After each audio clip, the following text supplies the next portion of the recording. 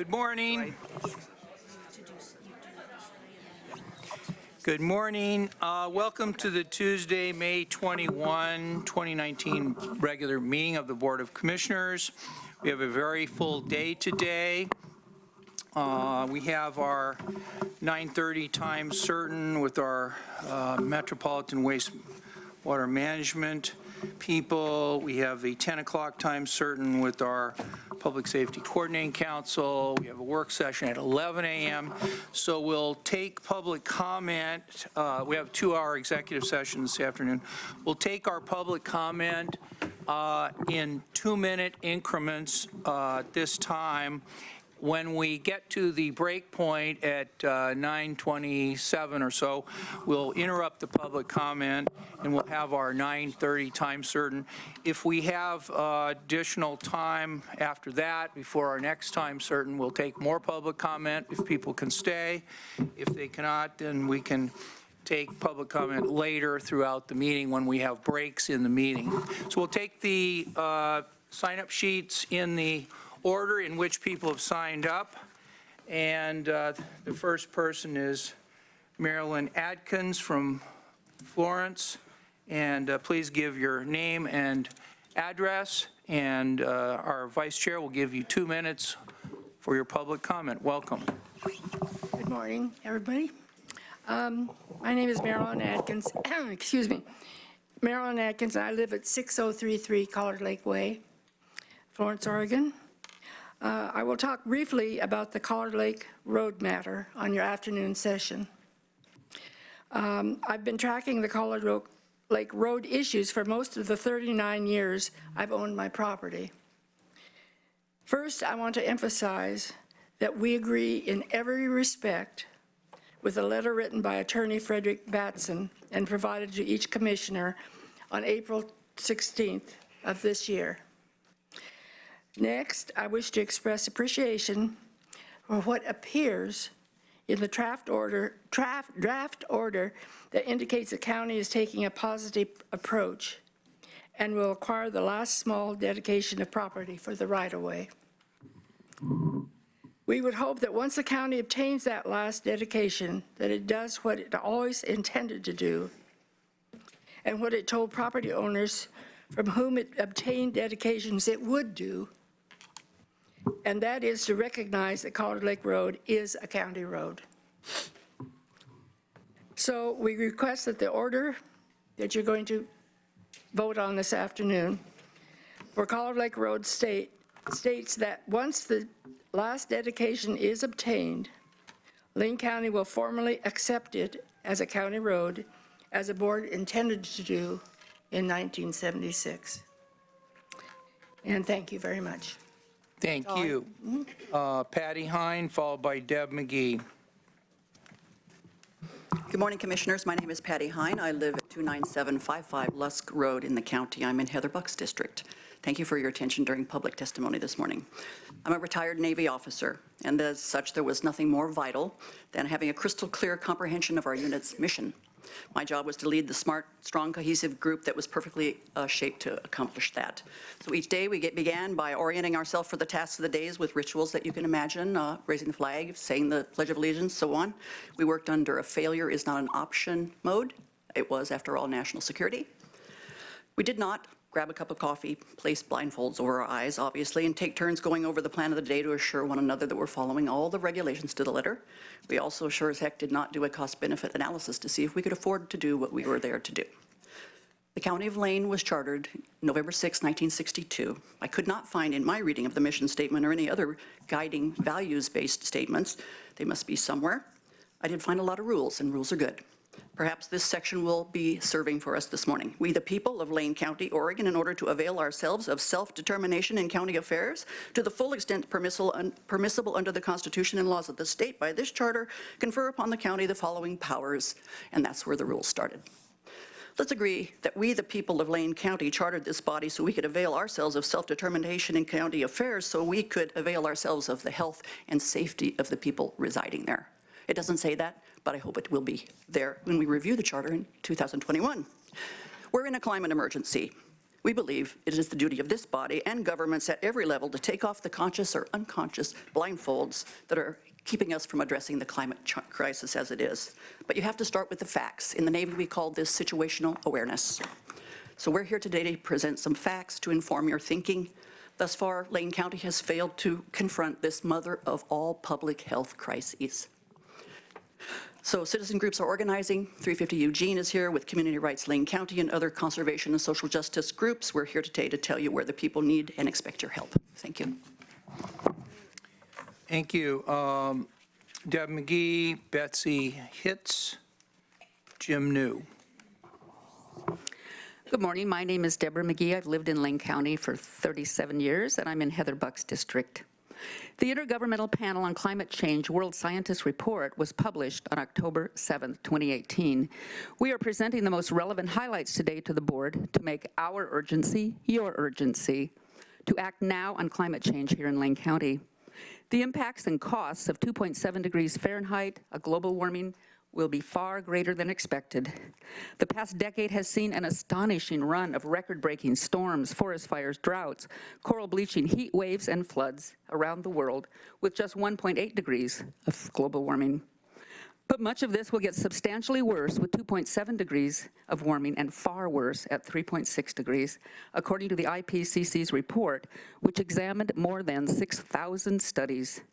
The IPCC also reports that 2.7 degrees Fahrenheit could be reached in as little as 12 years by 2030, and almost certainly within 20 years without major cuts in carbon dioxide emissions. Even if such cuts were to begin immediately, it would only delay, not prevent, 2.7 degrees of global warming. While a 0.9 degree Fahrenheit increase in a room temperature is unnoticeable, permanently heating the whole planet that much will have substantial consequences, the report warns. The impacts will be felt across ecosystems, human communities, and economies. Limiting global warming to 1.5 compared with 2 degrees would reduce challenging impacts on ecosystems, human health, and well-being. Such impacts include less snowfall, stronger storms, more erratic weather, dangerous heat waves, rising seas, large-scale disruption to infrastructure, and human migration patterns. That's the end of the quote, but I want to say this. We need to change or we're going to die. We must protect Oregon's carbon sequestering forests, and part of that protection begins with allowing the people to decide whether or not they want to continue to be poisoned for corporate profits. We need to stop. Thank you. Thank you. Betsy Hitz, Jim New, Linda Perrine. I'm Betsy Hitz. I reside at 1609 Charnelton Inn, Eugene. Good morning. Under the 2015 Paris Agreement, every country in the world, including the U.S., agreed to keep global temperatures well below 3.6 degrees Fahrenheit. I'm going to stick with Fahrenheit, not go to Celsius, while low-lying island states and others lobbied for substantially less. Current pledges to cut CO2 emissions will push global warming to at least 5.4 degrees Fahrenheit by 2100, risking natural tipping points such as thawing of large areas of permafrost, which could drive global temperatures uncontrollably higher. The Trump administration has pulled the U.S. out of the Paris Agreement, which is now motivating cities and states around the U.S. to meet or beat these targets on their own. The IPCC's special report lays out various pathways to stabilize global warming at 2.7 degrees Fahrenheit. These solutions will require unprecedented efforts to cut fossil fuel use in half in less than 15 years and eliminate their use almost entirely in 30 years. This means no home, business, or industry heated by gas or oil, no vehicles powered by diesel or gasoline, all coal and gas power plants shuttered, the petrochemical industry converted wholesale to green chemistry, and heavy industry like steel and aluminum production either using carbon-free energy sources or employing technology to capture CO2 emissions and permanently store it. In addition, depending on how fast emissions are cut, between 0.4 and 2.7 million square miles of land may have to be converted to growing bioenergy crops, and up to nearly 4 million square miles of forests added by 2050. Every pound of CO2 emitted in the last 100 years will continue to trap heat in the atmosphere for hundreds of years to come. Some form of direct capture that takes CO2 out of the atmosphere Thank you will for be your essential. public comment. Thank you. Jim New, Linda Perrine, Linda Heil. County Commissioners, my name is Jim New. I live in Ward 7. All these statistics are from the IPCC report. Forests provide an important service to humanity by currently removing about 25% of our CO2, carbon dioxide. Reforestation and improving forest management together could remove carbon dioxide from the atmosphere, amounting to 18% of the reductions by 2030. In the Pacific Northwest, deforestation, forest degradation, and unsustainable forest practices are major drivers of climate change. Deforestation and other land use changes have released approximately 150 gigatons of carbon dioxide into the atmosphere since 1850, roughly 1/5 of the current atmospheric total. The contributions from forest degradation, converting forests into tree plantations, and unsustainable practices such as these that cause irreversible damage to soils are on the rise. Globally, emissions from forest degradation have increased from 0.04 to 1.0 gigatons of carbon dioxide per year between 1990 and 2015. In Oregon, emissions from deforestation and industrial forest practices are not monitored by any state or federal agency, but are the largest source of greenhouse gas pollution each year. A swift transformation to sustainable forest practices would stop and reverse deforestation and forest degradation. This has the potential to capture and store much of the excess carbon that is now fueling climate change. Climate scientist James Hansen has calculated we can pull 100 billion tons of carbon dioxide from the air through large-scale restoration of areas denuded by logging and cultural expansion. Thank you. Thank you. Linda Perrine, Linda Heil, Joe Chambers. Good morning. I'm Linda Perrine. I live in Heather Bucks District.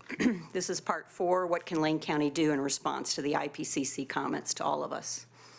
Lane County needs a climate action plan with a timeline for carbon reduction in all residential and business uses. This plan will need to address topics such as energy, transportation, waste, consumption, land use, building and energy efficiency, greenhouse gas inventory and plan for reduction with target dates of 2025, 2030, 2050, forestry and timber, agriculture and food, carbon sequestration, labor, training, water, adaptation and resiliency, emergency preparedness, biodiversity, health, fisheries, and air quality.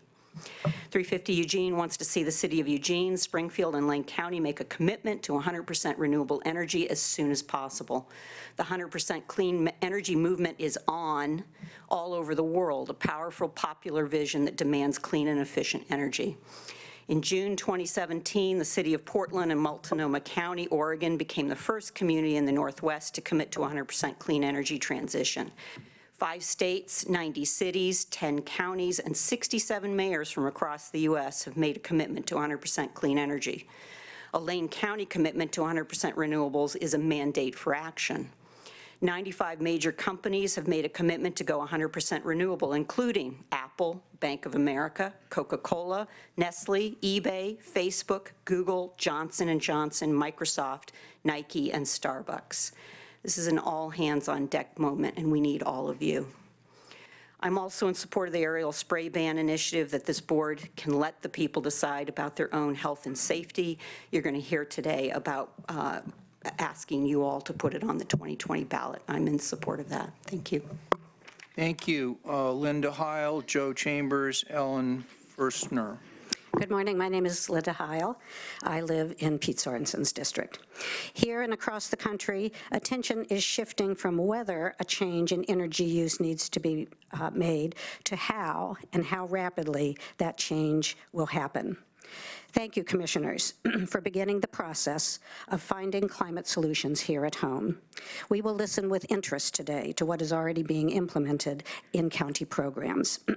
Most jurisdictions are finding they need to greatly accelerate their efforts to meet the urgency of reality. Impacts from further warming will be felt across ecosystems as well as across human communities and economies. Weather patterns are shifting to hotter, drier summers and warmer, wetter winters here in Oregon. Snowpack in the Sierras is steadily declining and likely will be gone between 2050 and 2100. The snowpack is expected to be gone in the Sierras. Flooding and wildfire will be constant dangers. The Douglas fir is now considered a species on the move and will likely be gone from all but the east side of the Cascade Mountains in Oregon in 2090, according to the U.S. Forest Service. The next 10 years are a crucial window of time during which these drastic reductions in carbon emissions must be made.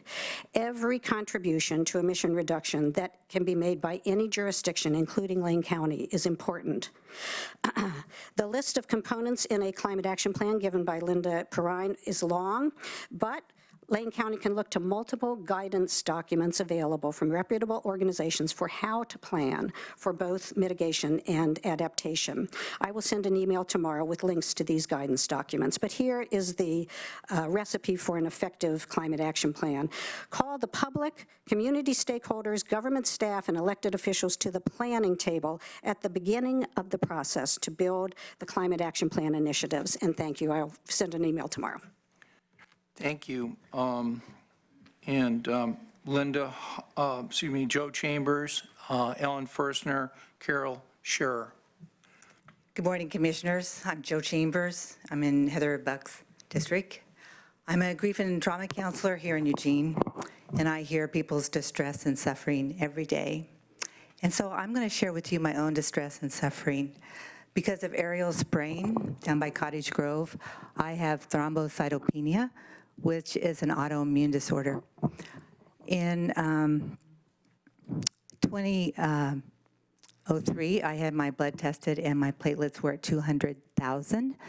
The range is from 150,000 to 400,000 for healthy platelets. And platelets help our blood clot so we don't bleed to death quickly. In 2003, we moved to Bennett Creek Road, which is west of Cottage Grove, near where M3 Timber has done a lot of logging and aerial spraying. And shortly after we moved in 2005 and 2006, they did massive logging and spraying a half a mile from our house. My next blood test, my platelets had dropped to 31,000.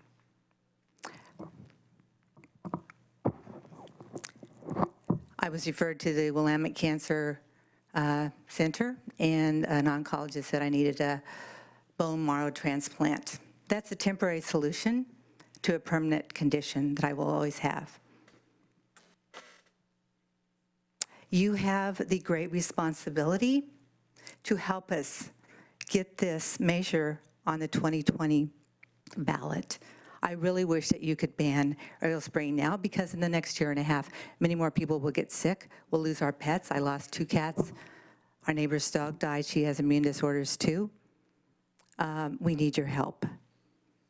This is life's arsenic. It's malice, and it's fraudulent behaviors by these big timber companies. Please help us. Thank you.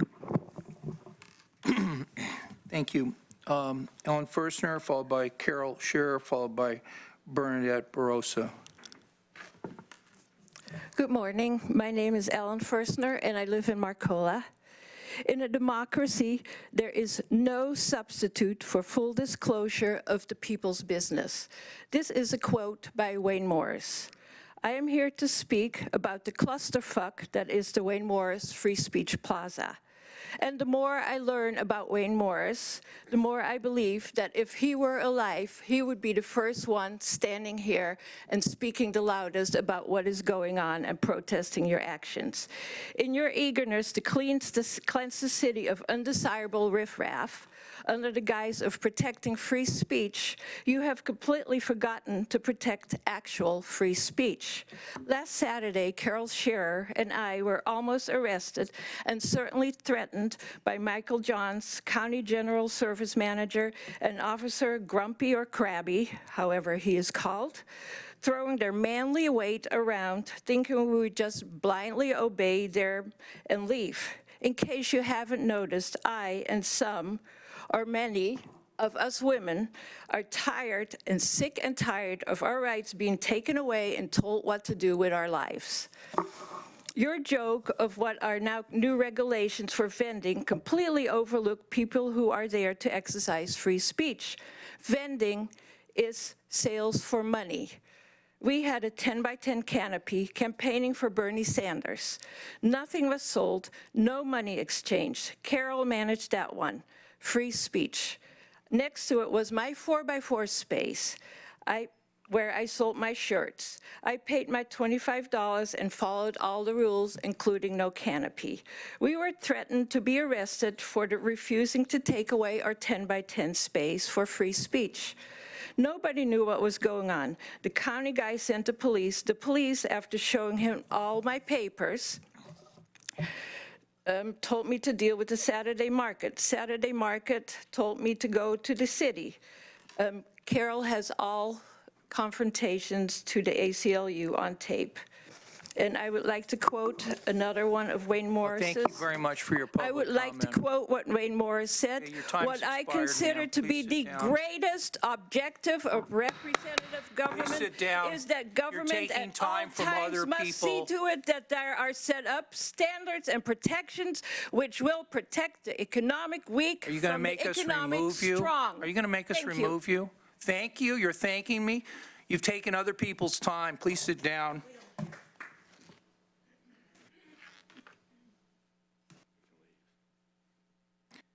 Bernadette Barraza after Carol. Kim Kelly. Good morning. I'm Carol Shear. I'm in Heather Buck's district.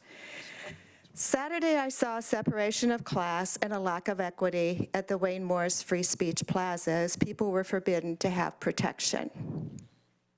Wayne Morris would be outraged at the injustice taking place at this location with his name. He would be wearing a flower in his lapel and speaking strongly and long for a compassionate community. Councilor Semple, in her May 13th Eugene City Council meeting webcast at 1 hour 35 minutes, commented on this subject, and she mentioned that the city and county administrators had met in January, made decisions regarding Wayne Morris Free Speech Plaza during Saturday markets, and signed something in March. We have a governance problem in our community as property over people takes priority and people's opinions and preferences are not respected. We had no insight, no way to communicate about what was going on. We see property over people with the aerial spraying and preemption and lack of meaningful work by government in addressing climate change, and we can look right outside this room and know it has happened at the Free Speech Plaza. Enough is enough. I saw fear of government in people's eyes at the Free Speech Plaza on Saturday. I heard it in their voices. Fear of government is a poison, and the practice of authoritarian regimes. Building a compassionate community and courage is the antidote. If you support transforming our community to bring compassion for the people and planet, please stand. And that shouldn't be allowed either. Thank you. Thank you. Next is Bernadette Barraza, Kim Kelly, Jimmy Shopper. Good morning. I'm Bernadette Barraza. I'm in Heather Buck's district. From the poem Children by Cahill Gibran, with a couple of words he changed to she, for life goes not backward nor tarries with yesterday. You are the bows from which your children as living arrows are sent forth. The archer sees the mark upon the path of the infinite, and she bends you with her might, that her arrows may go swift and far. Let your bending in the archer's hands be for gladness. I am fortunate to have a beautiful view of the hills to the south and east of Eugene, and this past winter, as the snow on the clear-cut areas remained for a couple of weeks after it had melted away from everywhere else, I felt sad thinking of all the neurotoxins and carcinogens that had been sprayed there. I had little streams on my property that are only there when there's a big runoff. I have neighbors who spray for termites and ants, and I worry about that getting into my well water. but aerial spraying of substances that are harmful to humans and other life forms is a whole other level of crazy.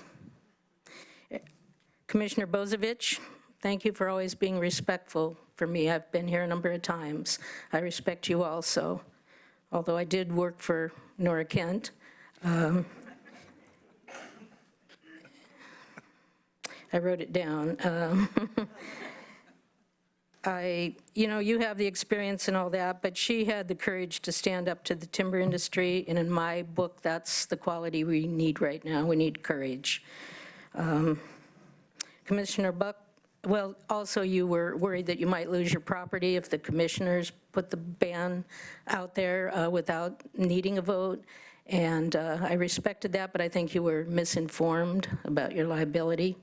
And Heather expressed similar things about the county having some financial responsibility, but we need to join the counties that are not worrying about that. Thank you for listening for 3 Thank you. Kim Kelly, Jimmy Shopper, and Ruth Demler. Good morning, Commissioners. Thank you for your service, by the way. I'm here today to oppose Lane County's membership in the AOCC. You are considering a vote to fund $100,000 to this association next year. I took this from their website.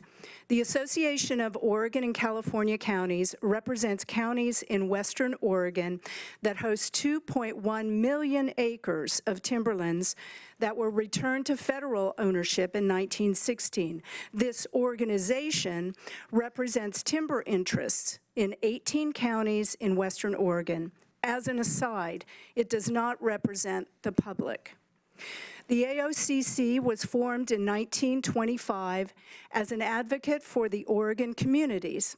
It has been active in all legislation and all administrative actions regarding the management of these lands for the last 90 years, a testament to the importance of these lands to the health and well-being of our communities. There's a little sarcasm there on my part. As I said, Lane County pays this private association around $100,000 a year to be a member. Sustainable is a key word throughout their website. I submit to you the only purpose this association has is to sustain the lifestyle to which the people at the top of the timber chain have become accustomed. It is way past time for Lane County to disengage from membership of the AOCC and use the annual $100,000 membership dues for the good of all its citizens. Thank you. Okay, Jimmy Schaefer, and then Ruth Demler. Okay, thank you. Good morning. My name's Jimmy Shopper. I'm from Cottage Grove in Heather's district. And I'm speaking to, I have a request that you refer the initiative for banning aerial spraying of herbicides to the voters. There's a real reason for this. There are 2 articles in today's paper, of all things, regarding this issue of, at the federal level, a downplaying of the harms, or how harms are calculated, despite a bulk of evidence to the contrary. And to quote William Ruckelshaus, who was the first administrator of the EPA, the reason for addressing issues of environmental contamination at the federal level was because the states were ill-equipped to do it. Well, we down on the ground in the microclimates, we feel it and we're exposed to it. The methods by which the chemical overspraying was allowed to begin in the first place was based on lack of science or lack of measurements. And since the 70s, we have the means to calculate much better. And actually, the math and statistical methods that are used are 6th graders learn in school, or at least they're introduced to it. This is a topic that affects a great many of our citizenry, and it's something that you could do, refer to the voters, get their sense of what the people really want. And the evidence is mounting that some chemicals we thought were safe, they're not so safe. They're causing a great many problems. And so that's my request, and if anybody else agrees with me, give a show of hands that we refer to the voters. So thank you. Thank you very much for your public comment. Ruth Demler, and then if I could ask the folks from the Metro Wastewater to start moving up to the table so we can take your item shortly after our public comment, first session of our public comment. Welcome. Ruth Demler, 1080 Patterson. And I do hope you remember what he had to say about the 2 articles in the RG this morning, of all coincidence. Do read them because it tells about backsliding on our protection. Our community needs so many changes now, and I ask you to please consider protecting our health from pesticides and also provide more housing in the community. I believe that's going to be discussed today, too. My daughter, Laura, suffered non-Hodgkin's lymphoma, cancer, from pesticides, and so many people have suffered from pesticides in our community. Her suffering, I'll never forget. And she was working at the time for the Weekly, and they were so generous by trying to help her and kept her on staff and would give her the time off to go for her treatment and then to rest afterwards. It's always appreciated by our family. Too many people suffer from adequate housing also for low-income citizens. Your efforts to make these 2 changes are really necessary in our community. I see people on the street every day. I saw a 12-year-old boy sleeping this weekend and on the street. We can't have this happen in our community. But pesticide spraying should have happened a long time, and that should have been done away with a long time ago. Thank you. Please consider. Thank you very much. So next, we are going to take up our consent calendar, and then we'll turn to our friends from Metro Wastewater. Then we'll go back to public comment, and then we'll go back to our 10 o'clock time certain. So at this time, I'll take a motion on the consent calendar, item 5. I'll move to approve the consent calendar, item 5 on our agenda today. Is there a second?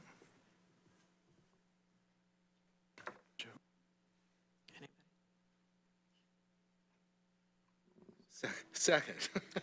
And moved by Commissioner Buck, seconded by Commissioner Burney to approve the consent calendar as printed.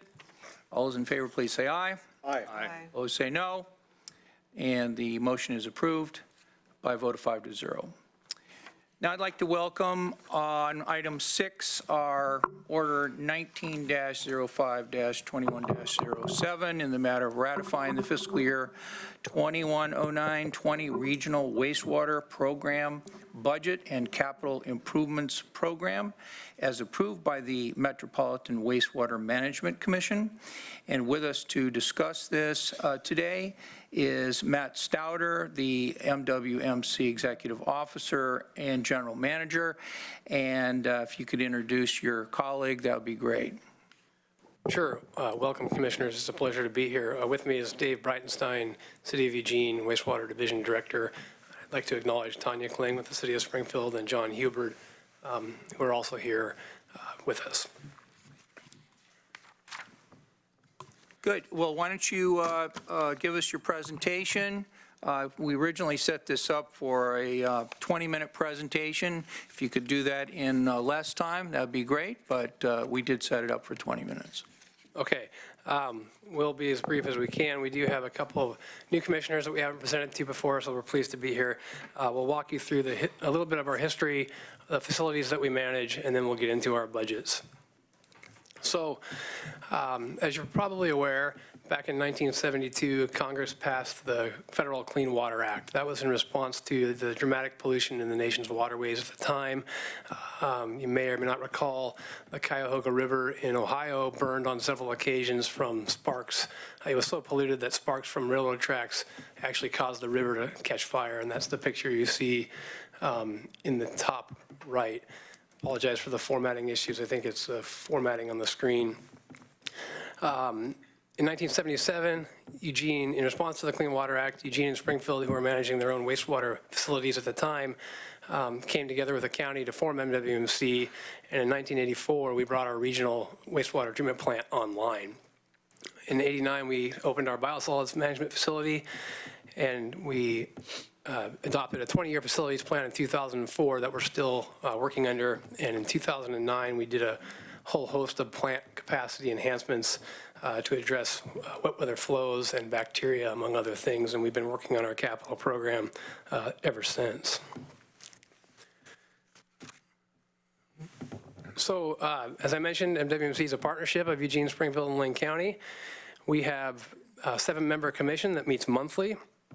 There's one city councilor from Springfield and Eugene and one county commissioner. That's Commissioner Farr. He's our vice president. Commissioner Bozovich has served on the board in the past. And then we have 4 citizen representatives that are appointed by each agency. Our service area is shown there. It's approximately 250,000 people. We serve the areas inside the urban growth boundaries for both cities, but we also serve folks that are represented by the county in Santa Clara that are not annexed but are connected to sewer. And likewise, we serve areas outside of the urban growth boundary, anything that's hauled into our waste, any hauled waste that comes into our facilities, so septage or other forms of hauled waste. Springfield is responsible for the administration under this partnership, which includes the permit administration, capital planning, and project delivery, along with budget administration, rate development, and Eugene is responsible for the operation and maintenance of all of our systems. The regional treatment plant off of River Avenue is an advanced secondary treatment plant that includes physical and biological treatment processes in order to meet the National Pollution Discharge Elimination System discharge permit limits that are set by DEQ, primarily for the removal of total suspended solids and biochemical oxygen demand, which is a measure of the oxygen depleting capacity when organics are left in the water to degrade, and then also for ammonia removal and disinfection prior to discharge to the Willamette River. We have an excellent compliance history. This morning we received word that we've received from the National Association of Clean Water Agencies a platinum award for 12 consecutive years of permit compliance. That means no discharge violations. And most of all other pollutants are managed and controlled through pretreatment programs. Each city manages their own pretreatment program for the metro area to control pollutants, prevent and manage pollutants that could otherwise be discharged by local industry. The capacity of the plant is 277 million gallons a day now. We receive an average of 30 year-round, so we're in a great position for future growth. The solids that are removed from the treatment process are treated and managed out of a separate facility, our biosolids management facility off of Aubrey Lane. There we have lagoons which store the solids, and then annually we'll remove solids, dewater them, provide air drying so that then there are applied to agricultural land as a soil fertilizer and amendment. And then back in around just after year 2000, the commission purchased 590 acres adjacent to the facility to develop the biocycle farm, a poplar farm, which has it has about 400 acres of poplar trees. That's 88,000 trees. There are 3 management units. 2 management units have been harvested. The wood from the trees has been used for pulp and pulp for paper mills and hog fuel, and then there's also been some milled lumber.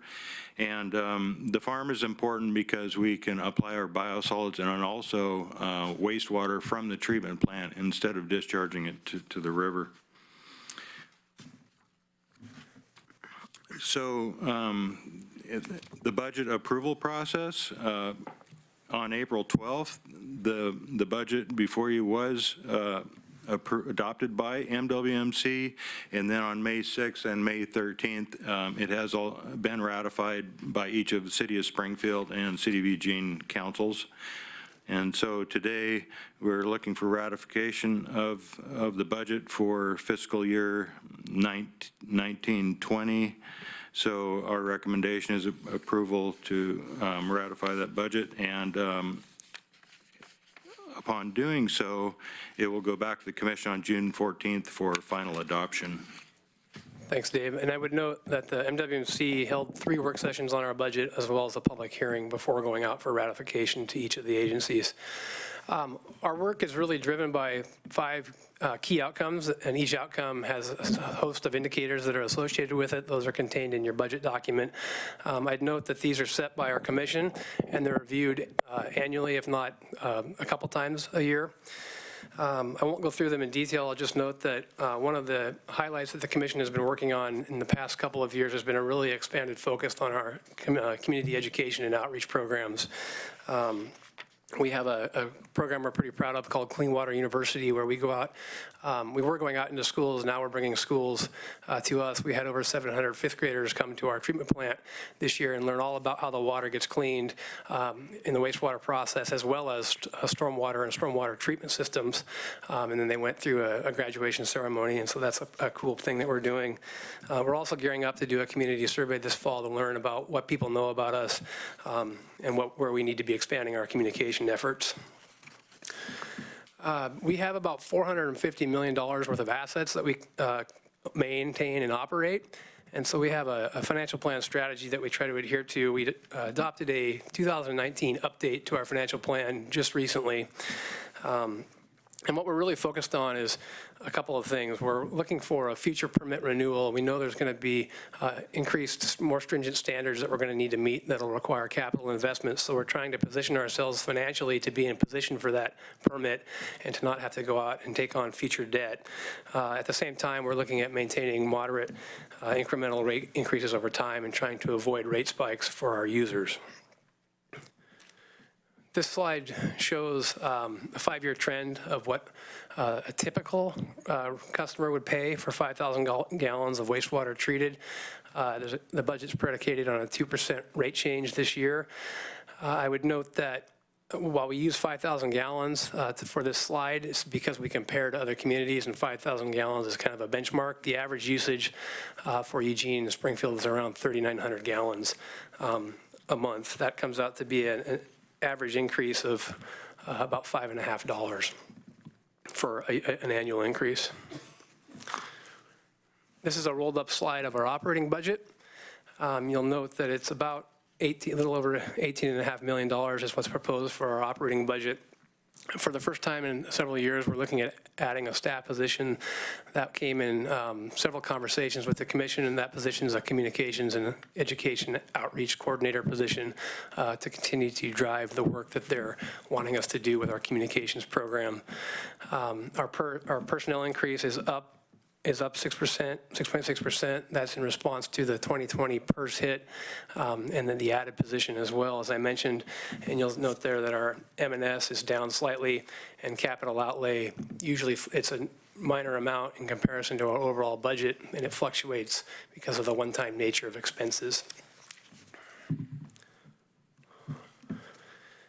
This slide is just a different look at our operating budget. It's a 5-year snapshot. And what I would note here is that in the last 5 years, the average increase in our annual budget, in our operating budget on an annual basis is 1.8%.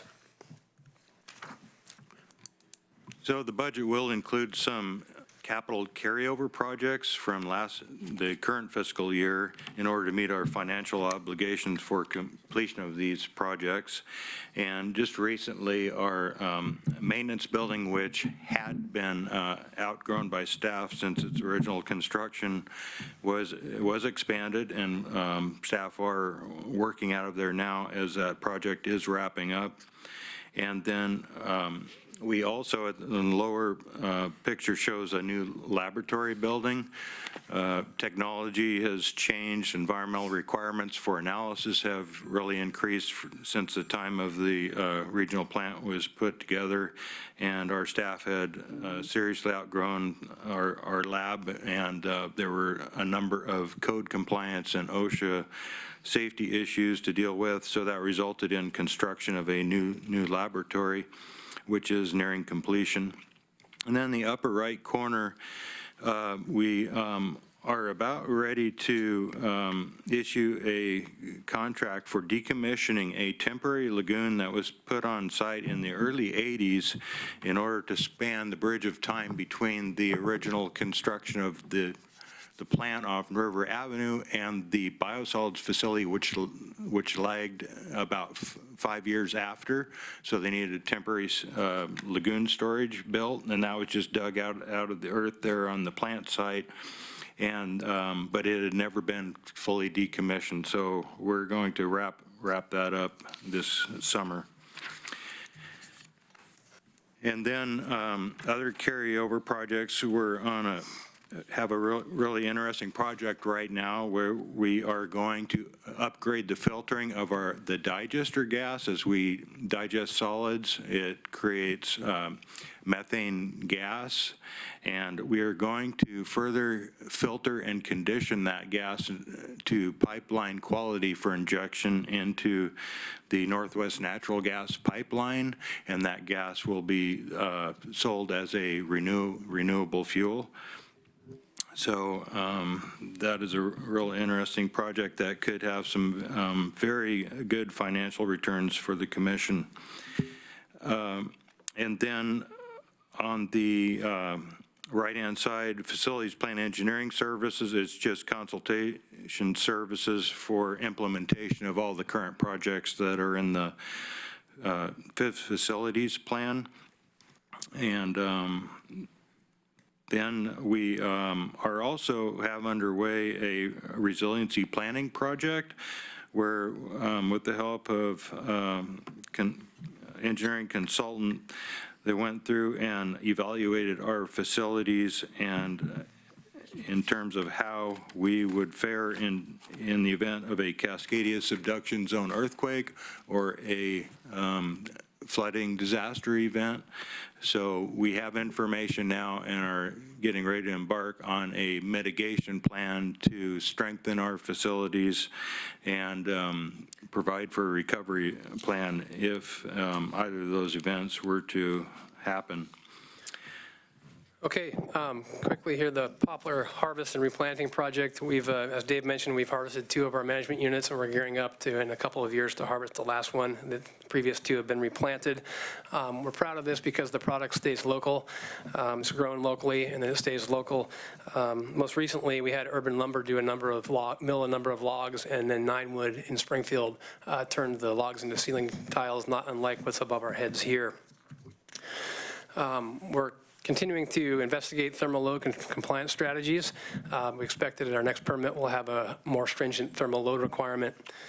And so we're looking at developing Class A disinfection facilities on site to produce Class A recycled water. Currently, we can produce Class D recycled water, which can be used inside the fence line. We're looking to expand that outward. So we have a demonstration project in the works with City of Eugene to do street tree watering, and we're partnering with EWEB under their riparian shade credit program to go up and down the Mackenzie and plant shade trees to protect riparian areas and also to provide shade habitat.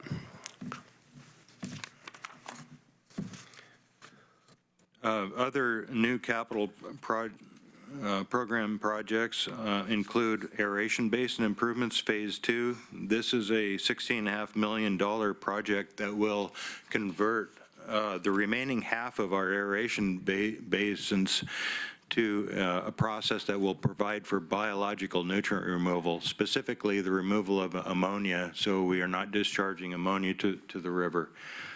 In that picture on the on the top, the right-hand side, you can see there's different lines and objects. Those are internal walls and additional mixers for different configuration of flow, so that those same types of walls and mixers will be retrofitted or added to the other half on the left side, so that we will enable our secondary treatment to do the entire biological nutrient removal process as needed for the future.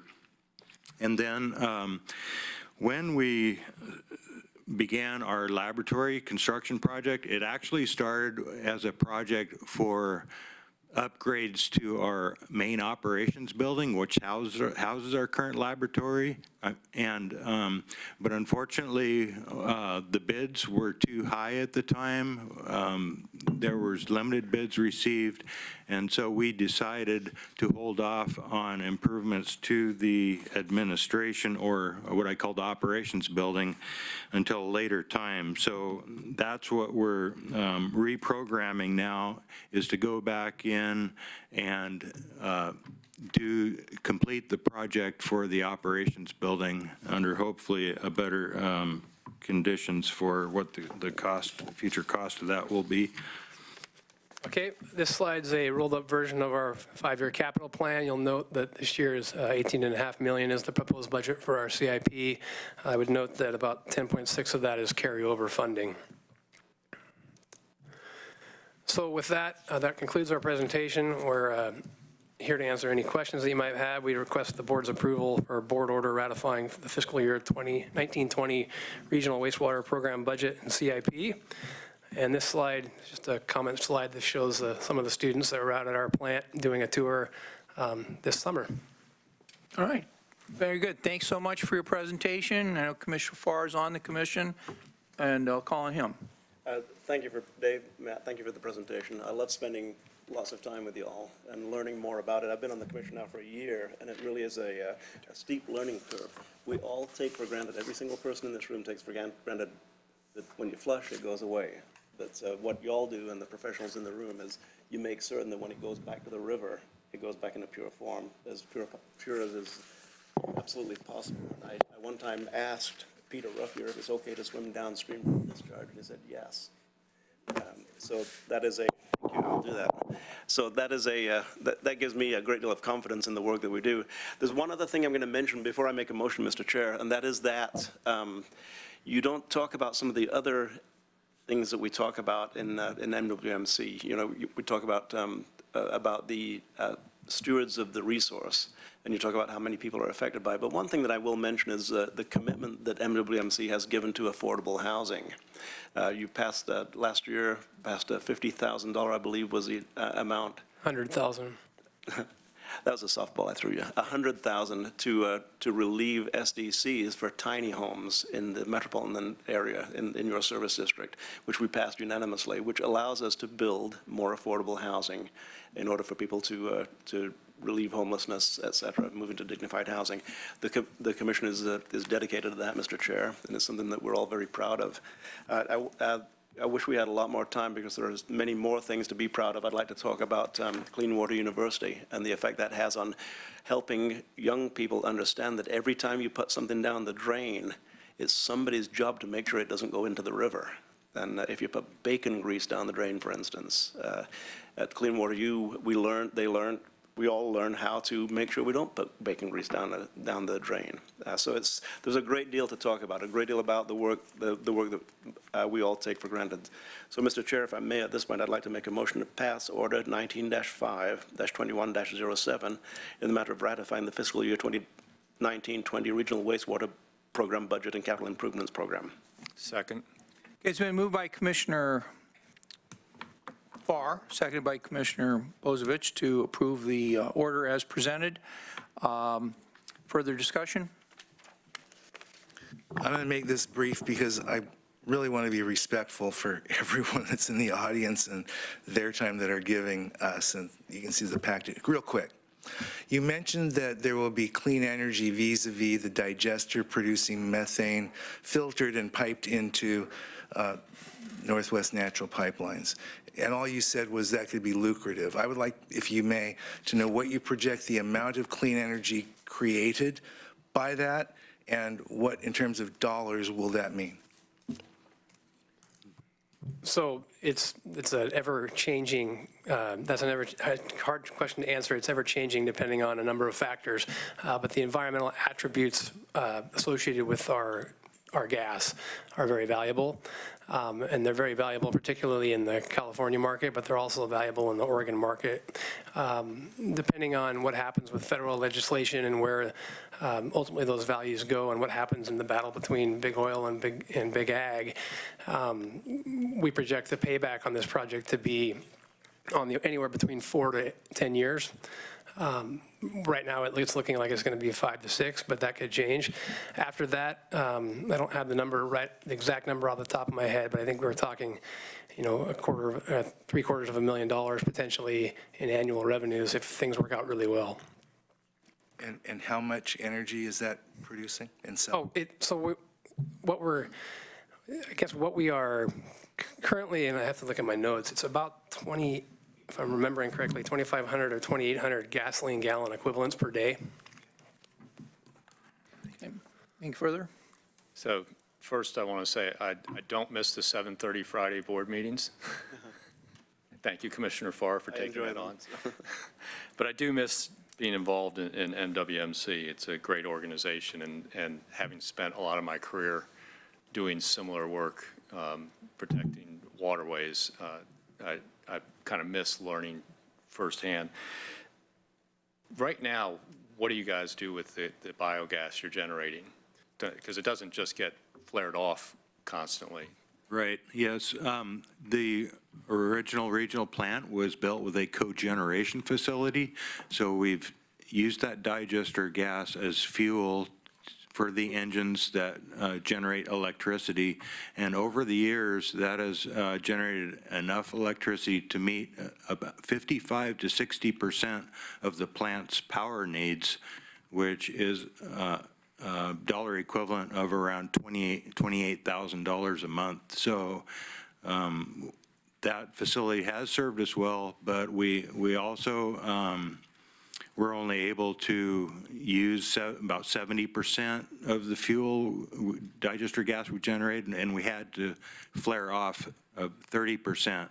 So with this pipeline project coming up, we'll be able to utilize 100% and discontinue flaring except under maintenance conditions. Excellent. I kind of knew the answer to that one. That was a leading question. But I just wanted to make sure people understood that we're not just wasting the current biogas. We're using it as much as we can. But there's that issue of matching demand up to the supply. And this will allow us to match that up and use 100%. So thank you.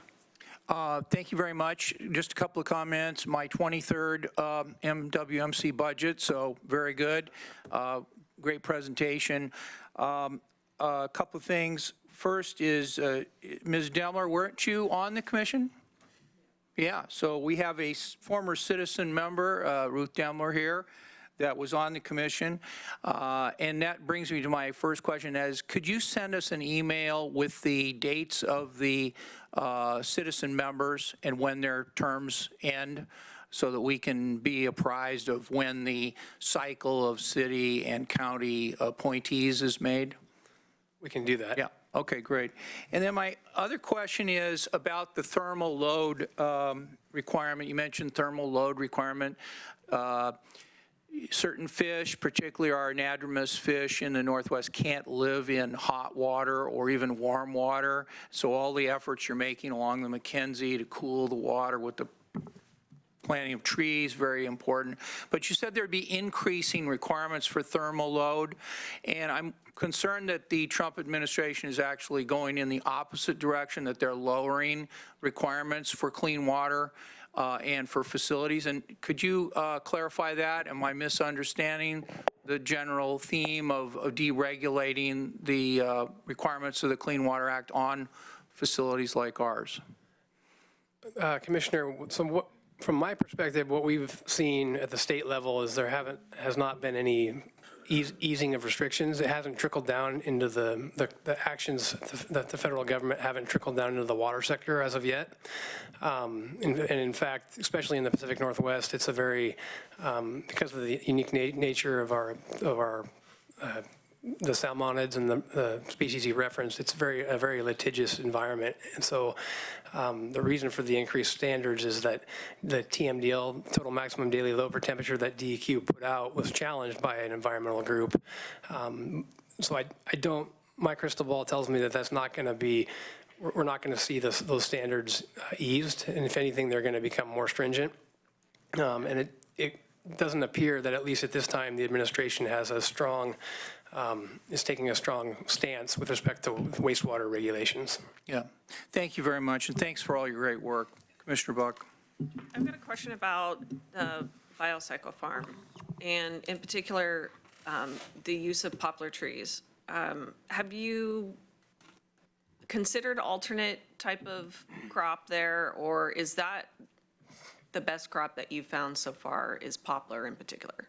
That's a good question. The original intent and plan of the farm was to plant poplar trees, and the reason poplar trees was selected was because they have a much higher nutrient uptake. When we go out and do land application of biosolids, the biosolids are applied at agronomic rates, so only enough that'll meet what the crop can uptake as for nutrients, so not to allow those to otherwise pass below the red zone and contaminate groundwater.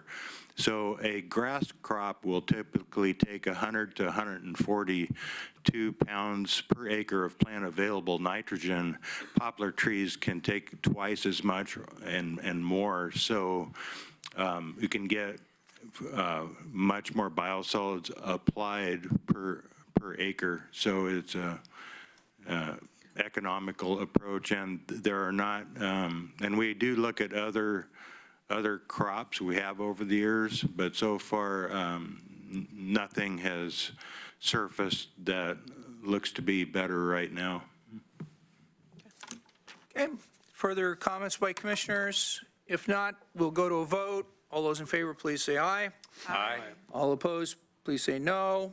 Motion carries 5-0. All commissioners voting in favor. The order is adopted. Thank you very much.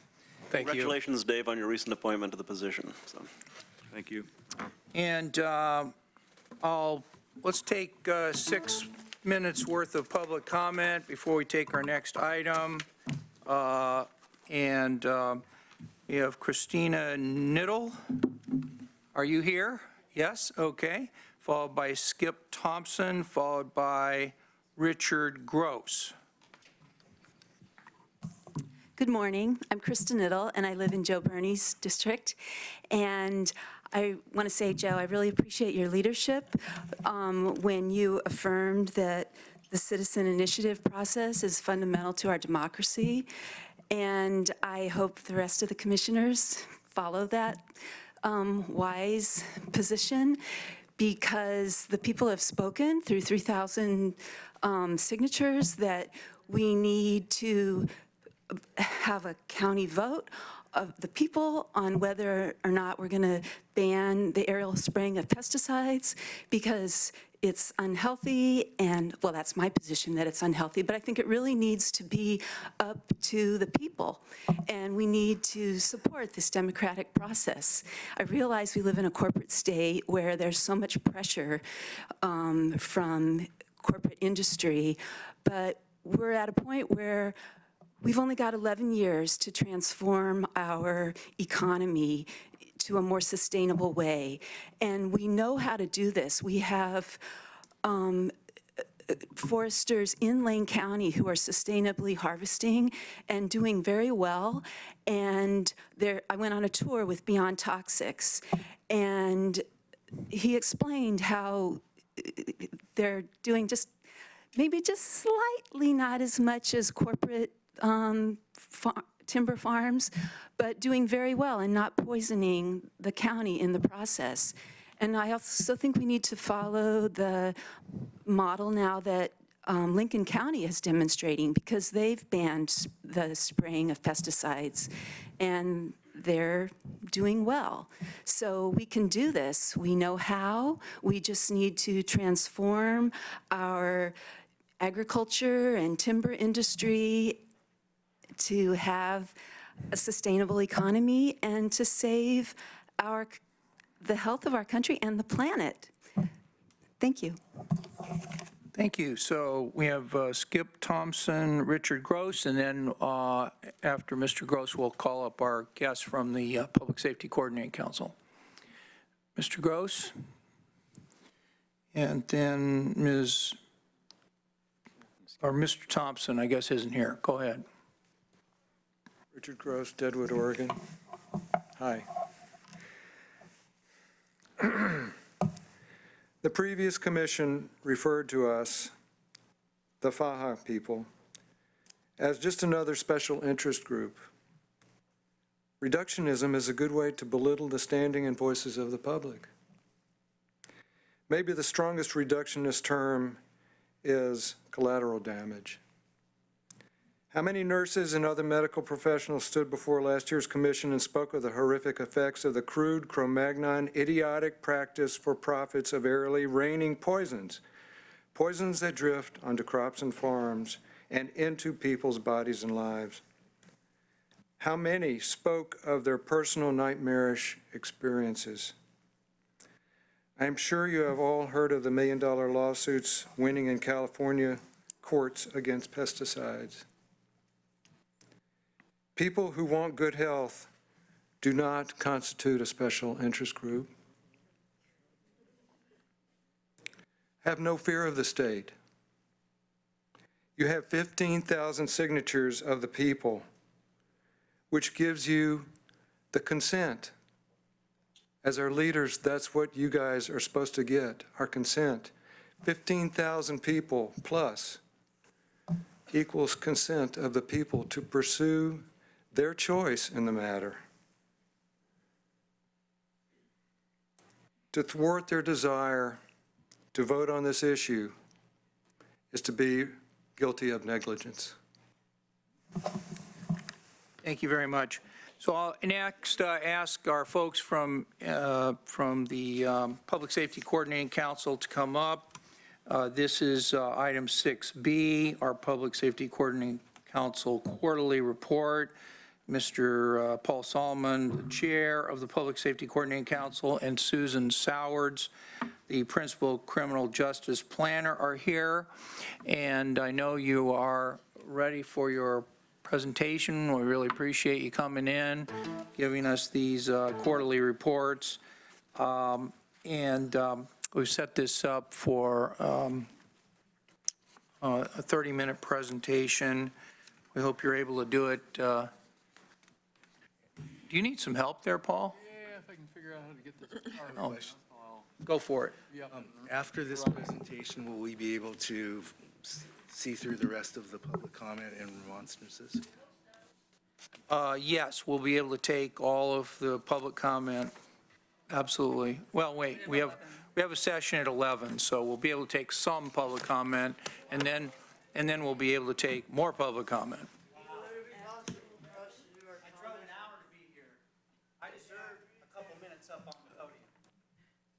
We only set aside 20 minutes a meeting, so we advertised our agenda ahead of time.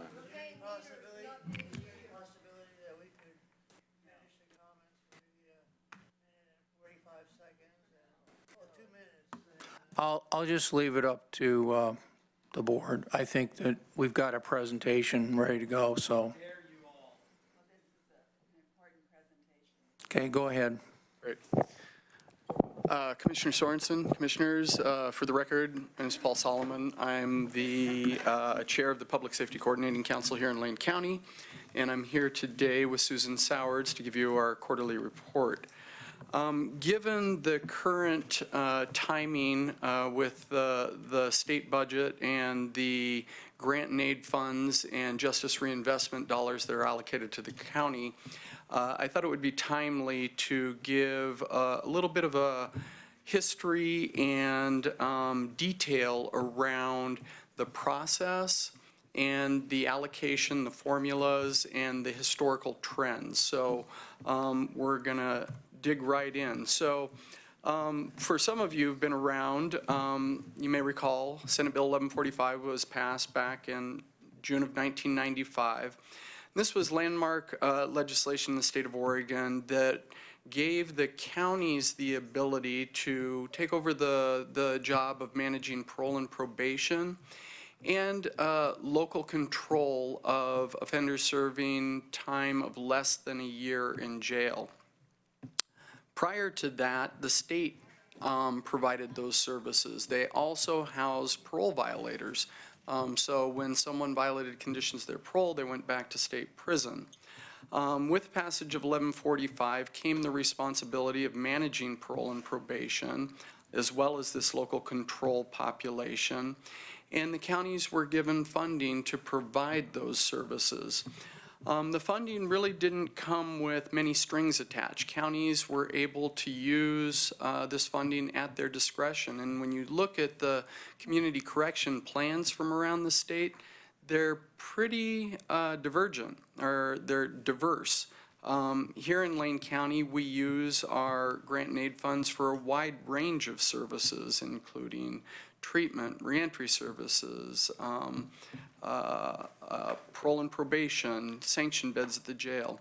Other counties use the majority of their funds for really for more law enforcement purposes.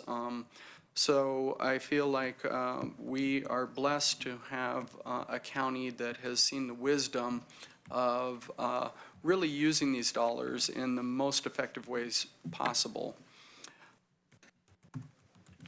Justice reinvestment is the other source of funding that we get from the state. And this came about as a result of House Bill 3194 that was passed back in 2013. So if you go back a couple years before then, the state was forecasting that we needed to add about 2,100 new prison beds at a cost of about $600 million. This was on top of a ballooning DOC budget that had reached $1.6 billion. So the idea of adding $600 million in the middle of, well, we were still in the recession, was not something that was very appealing to legislators at the time. Governor Kulongoski commissioned a public safety task force that got together and put together a package of recommendations, some of which were adopted into House Bill 3194. 3194 created a host of modest sentencing reforms for low-level felony offenses. It also expanded a program that hadn't been used by the Department of Corrections called short-term transitional leave. Up until that time, DOC had the ability to release people 30 days early, but they didn't do it for a variety of reasons. But when 3194 passed, they extended this program to 90 days and began releasing people who were eligible, those that were convicted of non-Measure 11 offenses, back to the county of conviction 90 days early. So this was a big cost-saving measure that actually was probably one of the bigger drivers early on for the reduction in prison days. It also created a justice reinvestment grant program, funding that was designed to reduce the flow of people being sentenced to prison through the creation of local alternatives. The program had 4 basic goals: to reduce prison population and avert future prison construction, reduce recidivism through the implementation of evidence-based interventions, increase public safety through collaboration, and to hold offenders accountable. And if you look at this chart on the right, you can see kind of how the money has grown from one biennium to the next, and I'll give a little more detail in the following slides. And you can also see where the money has been spent on services, treatment, personnel and support, supervision and sanctions, and pretrial services. That's the statewide breakdown. When you look at Lane County's JRI and grant and aid allocation, it's based on a formula, and this comes from the grant and aid process, where the counties are allocated money based on the number of people on felony supervision. The state does a snapshot twice during the biennium to determine the allocation for the following biennium. So they take those two snapshots, average them, and that becomes the percentage that a county receives. And as you can see, Lane County's percentage over the last 10 years has gone down and back up. And a lot of that has to do with the district attorney's office, practices in the DA's office, and a lack of DAs prosecuting lower level crimes. So between 2009 and 2015, our allocation went from 10.3% to 8.26%. That 2% reduction of $220 million is a significant amount of money and cost the county millions of dollars. We felt the pain. We made strategic reductions. I think as a system, we came together and really tried to focus on not doing across-the-board cuts or whacking individual programs, but really trying to figure out where we could get the best bang for our buck. And we also had the benefit of Susan Sowards, who helped us write a number of federal grants that helped offset some of the cuts. And I think that necessity was really the mother of invention. And as a result, we have come through this process with really strong programs that we've actually been able to build back as the funding has increased in the last couple of biennia. Here's the actual dollar amount. So back in 2009, we received $20 million. That dipped down to $18 million. And you can see our current biannual allocation is back up to $25 million. So there's a big delta between $18 million and $25 million per biennia. In the Justice Reinvestment Grant Program numbers, that funding, they also use a formula for the allocation, but the total allocation is determined based on a formula that looks at avoided costs in the prison system. And we get a portion of those savings. So in the very first biennium, we hadn't achieved any cost savings. They allocated $15 million. They determined that biennium that we saved about $12.8 million. The following biennium, we knew the numbers were going to start creeping up as we were starting to engage in these programs that were sending fewer people to prison and fewer people back to prison. The allocation was 38.7, avoided cost of about $53 million. Get to the 17-19 biennium, and this is where we were looking at building a new prison in Junction City, and that's where the numbers really jump up on the avoided cost. We saved over $200 million, and most of it would have been capital construction costs for a new prison in Junction City, while costing the state about $40 million. So in total, we've invested $100 million to date. Well, we haven't invested the 19-21. This is what's in the governor's recommended budget. But assuming that we get somewhere around that amount, we will have allocated $100 million to save over $500 million in future prison costs. And when we look at the Lane County's allocation for justice reinvestment since it began, it has grown from 1.3 million to 3.7 million. It's kind of flattened, and we're looking at probably about a similar amount between 3.5 and $4 million in the 1921 biennium. Now we're going to talk a little bit about some of the outcomes, be looking at kind of the big counties, Lane, Marion, Multnomah, and the statewide numbers, and Susan's going to walk us through this data.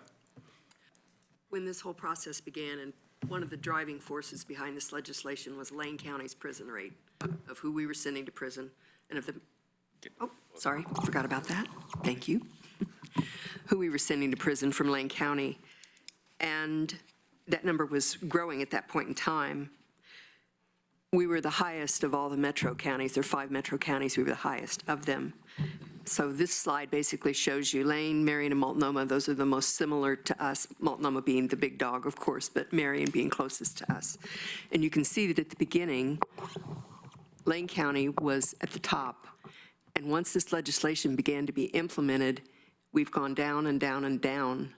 And now we're slightly underneath Marion. I've also shown you the state there, and the state, obviously, you cover the whole state. It's a very diverse state, so it's been lower than all of the metro area.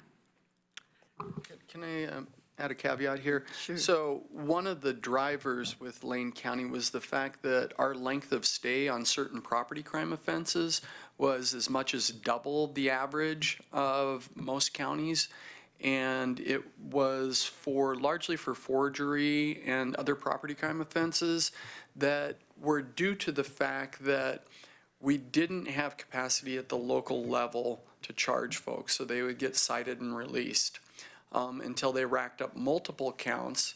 Then they would get indicted and sent to prison for a longer period of time. As we have built up the local infrastructure in the jail and in the DA's office, it has given us the opportunity to provide those interventions at an earlier point in time, hopefully keeping people from going to prison in the first place. But if they do have to go to prison, they shouldn't be going for as long. So that has been one of the big drivers in the reduction in the number of jail or prison months that Lane County is consuming for drug and property crimes. And at the same point in time, you also have the DA's office is, because they're able to prosecute, more people are on supervision. So that drives the budget up as our use of prison goes down. So it's a very nice nexus, I think, that we're at this point in time. Next slide. Oh, the other thing that I forgot to mention on this last slide, you don't need to go back, is prison usage. What this bill was focused on was prison usage for property, drug, and driving crimes. So they're not taking violent murderers and reducing their crime. You know, it's very much focused on what was sucking up the space, but not necessarily having the best of outcomes for the people being released. The JRI outcomes to date, the recidivism, we're looking at, basically recidivism is calculated in various ways. This first one is arrest, but what they did was take cohorts of 6 months worth of people at a time being released from prison and follow them for 3 years. So that's what gives you the recidivism rate. So even though it looks like we've got, our last one here's 2015, that's 2018 data on the people released in 2015. And you can look and see that in 1999, our rate was, in Lane County, was 50% of people were recidivating as far as arrest for any new crime. It dropped to 44% by 2015, 2 being the second half of 2015, that cohort that was the last 6 months of 2015. And it reduced our rate by 12%. Marion's went down 11%. Multnoma's pretty well flat. And the state increased by 8.16%. So we were doing what we were trying to do, which is reduce that recidivism rate for arrest. And if I could add something there too, I think a large degree of the credit deserves to be given to parole and probation and sponsors for the work that they've done to really work with folks on the back end, provide interventions and services and supervision to keep them from reoffending. And there also was a big shift in use of evidence-based practice in all of that, and really implementing that. And basically, parole and probation, once Donovan Dumar arrived and became a manager, caught up 20 years of practice to move kind of into the century with what they were implementing, and working hand in glove with sponsors as a partner. It's just been pretty amazing. The second one is the conviction rate. And you can see again, Lane County was 45%, dropped to 37%. So our conviction rate, 3-year rates for all crimes, dropped by 17.78%, Marion by 15.9%, Multnomah by 13.3%, and the state by 6.5%. So again, we were doing really well with that. Incarceration on a new felony, this is the only one where we went up. We went up by 10%. Marion dropped by 24%, but Multnomah went up by 16%, as did the state. So we still weren't doing so badly. The last piece I wanted to put before you as far as data is Paul talked about short-term transitional leave, and Lane County's taken a real lead in actually doing that, in working with the state to bring people in, put them briefly into jail, release them to sponsors, and work with them. And right now, our percent of people successful completions is 93.9%. 6.1% are unsuccessful, and unsuccessful with a new crime is, we're only 1.6%, whereas Marion's 2.6, Multnoma's 4.1, and the state is 3.0. This is from 2014, January 2014 to April 2019. So that's a big snapshot, and a lot of people going through the program. I think it's also important to note that during that period of time, we have taken 834 people back into the community early. That has translated into 54,000 bed days saved by the state. So by releasing these folks early, we're saving the state a lot of money. While being successful. Yeah. Yep. I also want to mention House Bill 3078. So in the 17th session, the legislature passed 3078, which was an amendment to House Bill 3194. It expanded short-term transitional leave from 90 days to 120. It removed theft 1 and identity theft from the Measure 57 sentencing structure, but it also provided $7 million in additional supplemental funding for counties to provide downward departure programs. Lane County was one of a handful of counties that had already began engaging in this practice, and we refer to it as our 416 program here locally, where the district attorney's office, in partnership with Lane County Parole and Probation, screens people for eligibility that would be charged with prison-bound property crimes and places them in intensive supervision, treatment, and a downward departure program. So basically like a suspended sentence in lieu of going to prison. And this has been a very successful program for the county. Again, we're saving the state a fair amount of money because these are folks who would be going to prison. It was a program that was originally funded through a federal Department of Justice grant. And then when the supplemental funding came up, we were able to tap into it to sustain the program. As you may be aware, we also are engaging in a randomized control trial and are about 85% of the way there.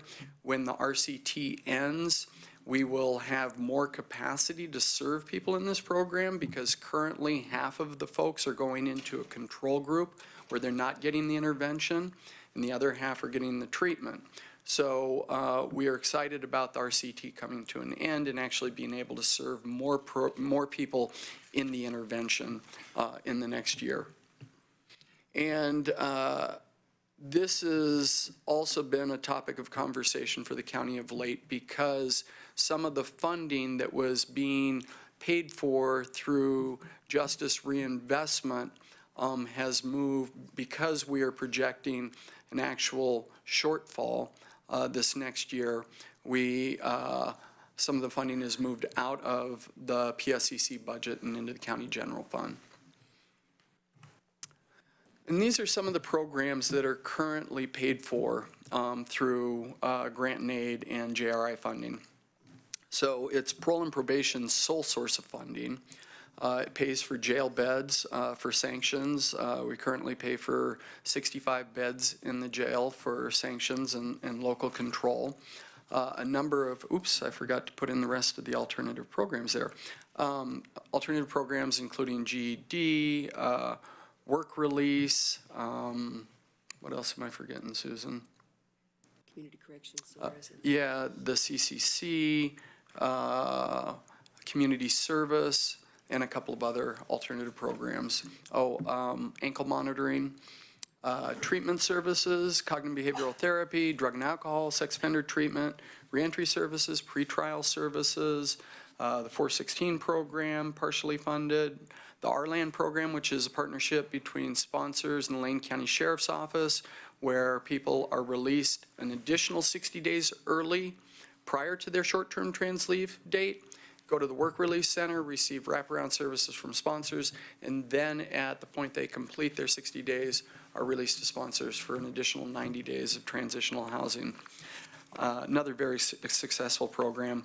As part of House Bill 3194, there was a 10% carve-out for victim services.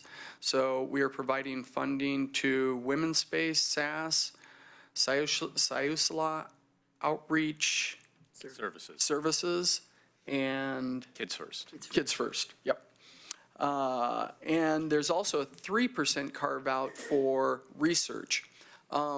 Right now, Lane County is one of 3 counties in the state that has applied for this money because we are constantly engaged in high-level research of the programs. Right now, we've got 3 RCTs that are going on in the county, and the fact that we're able to tap into 3% of the total allocation, which equates to about $100,000 per biennium, is a nice add-on because research is really very expensive. And it also pays for PSCC system analyst and admin support for the work that's done at the PSCC. Getting ready to wrap up here, I think it's important to look at kind of where we were and where we are now with the prison forecast and the population. So if you take a look at the green line, that was the projected forecast back in April of 2013. Without 3194, we were looking at bumping up to about 15,000 beds by 2022. That red line is when we would have needed to build a new prison in Junction City at a cost of $600 million. So when we implemented, you see the black line, and that's where we actually are. So we've stayed well below the red line and the need to build a new prison. The most recent forecast in October of 2018 is the blue line. You can see that we will continue to stay well below the 14,000 number for the next 10 years. The women's population is a little different. We've come very close to needing to add a new prison. So the green line again shows where we were prior to 3194 without any sentencing changes. The black line is actual trend. And so we've bumped up above the need to add more prison beds for the women's program. And what they did is they added emergency beds and really worked with the counties to focus on ways that we could keep the women's prison population down. 3078 has helped that, as well as some of the changes that were in 3194. But the downward departure programs, I think, have gone a long way towards alleviating some of the pressure. So the blue line shows the forecast moving forward, and it looks like for the next 10 years, we will not be at risk of needing to build a new prison for women as well. They are the fastest growing demographic in the Department of Corrections.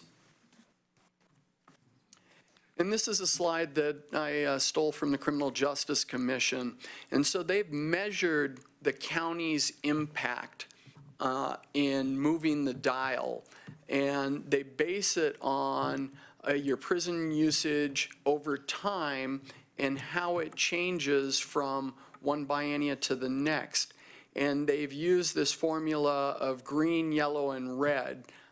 For green being those counties that are really moving the dial, yellow for those that are really staying right at the baseline, and red for those that are actually going the opposite direction and using more prison.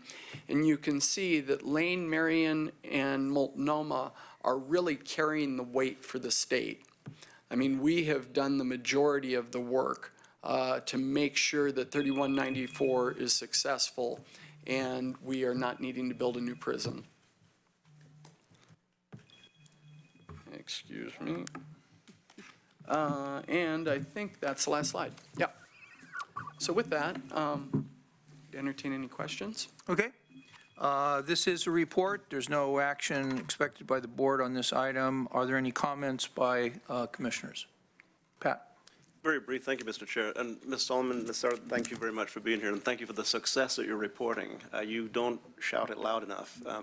The last graph really demonstrates the leadership that you provided in Lane County for prison diversion and jail diversion. And I just have a quick question for you, Mr. Solomon. You are the executive director of Sponsors, one of the most successful programs, not just in Oregon, but in the nation, in keeping people from going back to jail after being released. Can you tell me how many beds you have currently operating in Lane County? Yeah, Sponsors currently has 220 units of housing across 20 buildings on 7 sites. On 7 sites, and you have a number in the pipeline currently. Yes, we do. We've got a tiny house project that the county has supported that we're getting very close to actually starting construction on. Well, thank you and congratulations on that, on keeping men and women from returning to jail after being released. It's a unique program that we built from the ground up here in Lane County, and you became involved, I believe, is about 2013. Was that the day you? Oh, I started in 2001. Ron Chase retired in 2011. In 11, I took over as executive director. That was the date I was looking for. Been around for a while. When you took over. But thank you for that. And there's a great deal to be said about the work that we are doing in diversion. One thing that I'd like to point out, Mr. Chair, is that in addition to the numbers that we're seeing through the JRI and the diversion that we provide there, our behavioral health, addressing the serious issue of people with behavioral health being sent to prison instead of being sent to, or instead of being provided with treatment. And I'd like to thank the Budget Committee and Mr. Mokrahayski for the $1 million that we put into this year's budget to create a crisis center where arresting officers can take men and women in crisis, instead of taking them to get booked into the jail, take them to find treatment, to find respite, and to stabilize. So we're doing our part, even beyond what you're showing on the graph. The work that we're doing in Lane County really is addressing the ways to keep people out of jail or from returning to jail. And I'd like to mention that next Thursday, we do have a Veterans Court graduation right here in this very room that we're in. Actually, as may be in Judge Love's courtroom, the graduation, but we're continuing with our specialty course to additionally keep people out of jail or from returning to jail. Thank you so much. Much more to be said. Okay, Commissioner Bozovich. Thank you. Paul, can you go backwards to the women's prison usage? Yep. There we are, right where I wanted to be. So one of the things that was interesting as they started bumping over that line was there was a real effort by the state to have us take early releases for women in particular. Yep. Unfortunately, about that time, the Prison Rape Elimination Act had passed, and we were very fortunate that our sheriff's office managed to get Lane County's jail certified first in the state. That's right. So we were able to be the first jail where we could take some of these folks early or out of the prison system into the jail system that kept them from having to build that women's prison and open that women's prison. So we were really ahead of the curve there, and we actually concentrated on women going into our RLAN program versus men for that specific reason. So there's been a lot of work on Lane County's part to prevent having to build that, even though we're bumping against that when we should have been opening that prison. And I'm really proud of the PSCC's work as a team in helping the state out in cooperation with the state there. In addition to that, we funded some programs in this last biennium that are just starting to really get underway, and particularly women involved in justice and having gender-specific parole officers and dealing with them in a different way, because there's a completely different circumstance of why women are motivated to commit crimes, and the fact that women are also almost always likely that have committed a crime to have been a victim of a crime.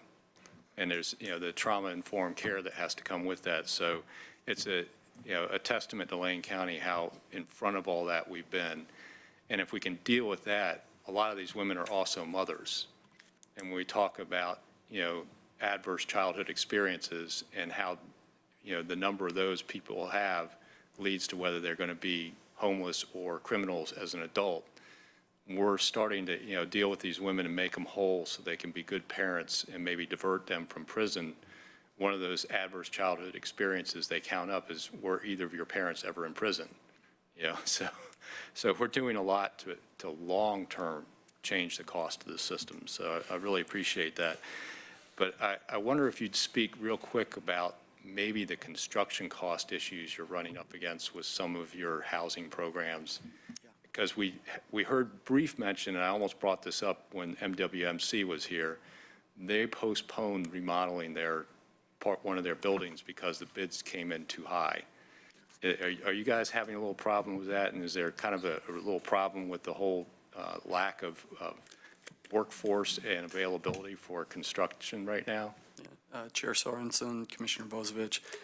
Yes, we were just about ready to start construction, got the final bids from the subcontractors on our tiny home project, and the budget ballooned by almost 50%, in part because subs are able to demand quite a bit more right now, given the market conditions. In fact, we were having a hard time getting subs to bid on certain aspects of the project. So it's definitely been a bitter pill for me to swallow, as we had raised about 95% of the funds that we thought we needed for construction. So now I'm exploring other ways to raise some of the money, and also looking at the scope of the project and certain things that we might be able to self-perform. But I think it's an illustration of where the market is right now with construction. And it was definitely shocking for me to see the numbers go up by that much. Thank you. Thank you. Well, thank you. Oh, I'll Commissioner Buck. just say something real quick.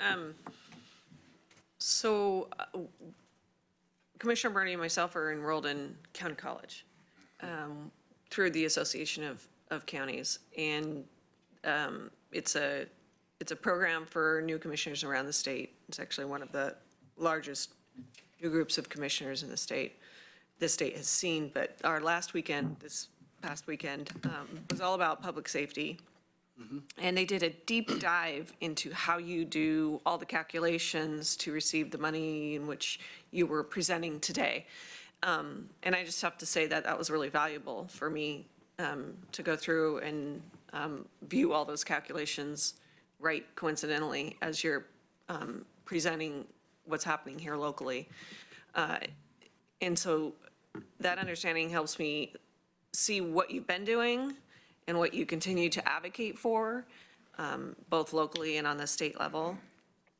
And so much more impressed with all the work that takes several years down the line for something to really come to fruition, to make this kind of large, impactful change in our community.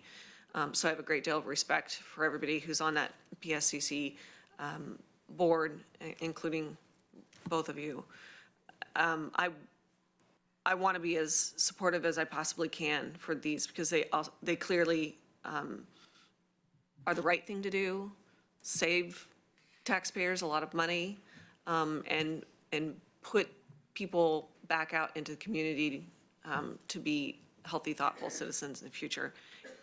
So I just want to at least share that the Association of Counties is really backing these large issues and trying to create as informed commissioners as possible.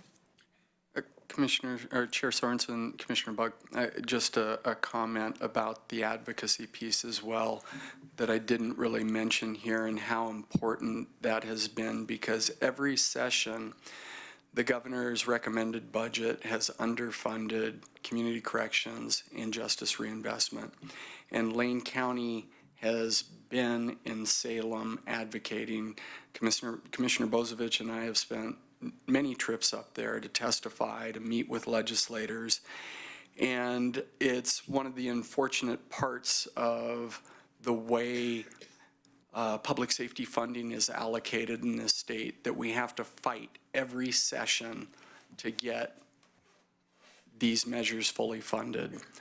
So a big thank you to Lane County for their support in those efforts, as well as the board's support in the PSCC's effort. You get to take a lot of credit for the work that's being done, as you have supported these budgets throughout the year. So thank you.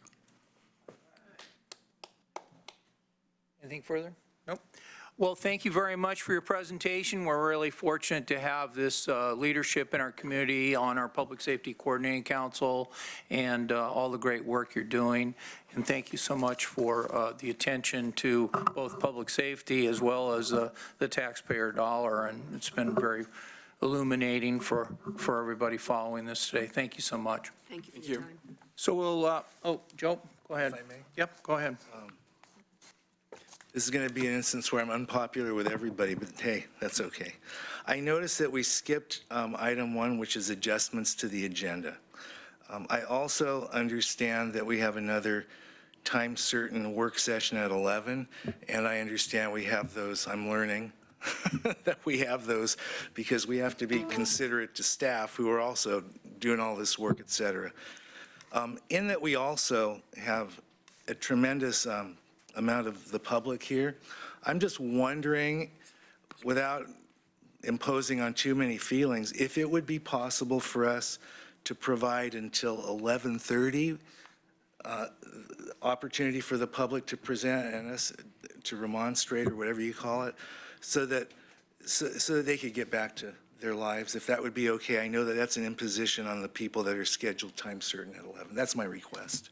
I think we can get through the list, and we'll do our very best to do that, and I'm sure we can push our 11 o'clock time certain a bit. So I'll go back to the list. That's a good suggestion. Go back to the list here. Commissioner Sorensen? Yeah, go ahead. It's City of Eugene staff that's scheduled 11:30, so it's not county staff. It's 11. Or 11, I'm sorry. Yeah, 11. Scheduled 11. Do we want to ask the City of Eugene staff if they've got that kind of flexibility? Because they're not ours to. Well, they're not here yet, right? I'm looking at No, Lindsay. I'm looking at the back. All right, we'll Not here yet? just Okay. check with us and keep Mr. Mokriski informed. Okay, so let's go back on the list so we can ask for any other public comment. We're going to be doing 2 minutes of public comment, so I'll just start. I know some people have left, but I'll just start reading down the list. Sherry Lockman. Okay, come forward. Dee Tvet, Sam Kropp, Tim Wilson. So we'll take those 4 people next, and our vice chair will set you up for 2 minutes. Welcome. Thank you. Thank you, commissioners. Good morning. I'm Sherry Lockman, 1567 Barber Drive, Pete Sorensen's district. I would like to offer my congratulations to our 2 new commissioners and let you know that we are thrilled that you are here. I'm here to ask you, please, to refer the ban on aerial spraying to the ballot. After we gathered 30,000 signatures, the people have spoken, we followed your rules, and past commissioners managed to put our measure on hold with weak excuses. We are counting on this board to get this measure on the ballot. On a personal note, I moved here from Seattle 20 years ago. 6 years ago, I was diagnosed with pulmonary hypertension. The past 3 years, I've been unable to walk outside from May through September due to the horrible air quality in Lane County.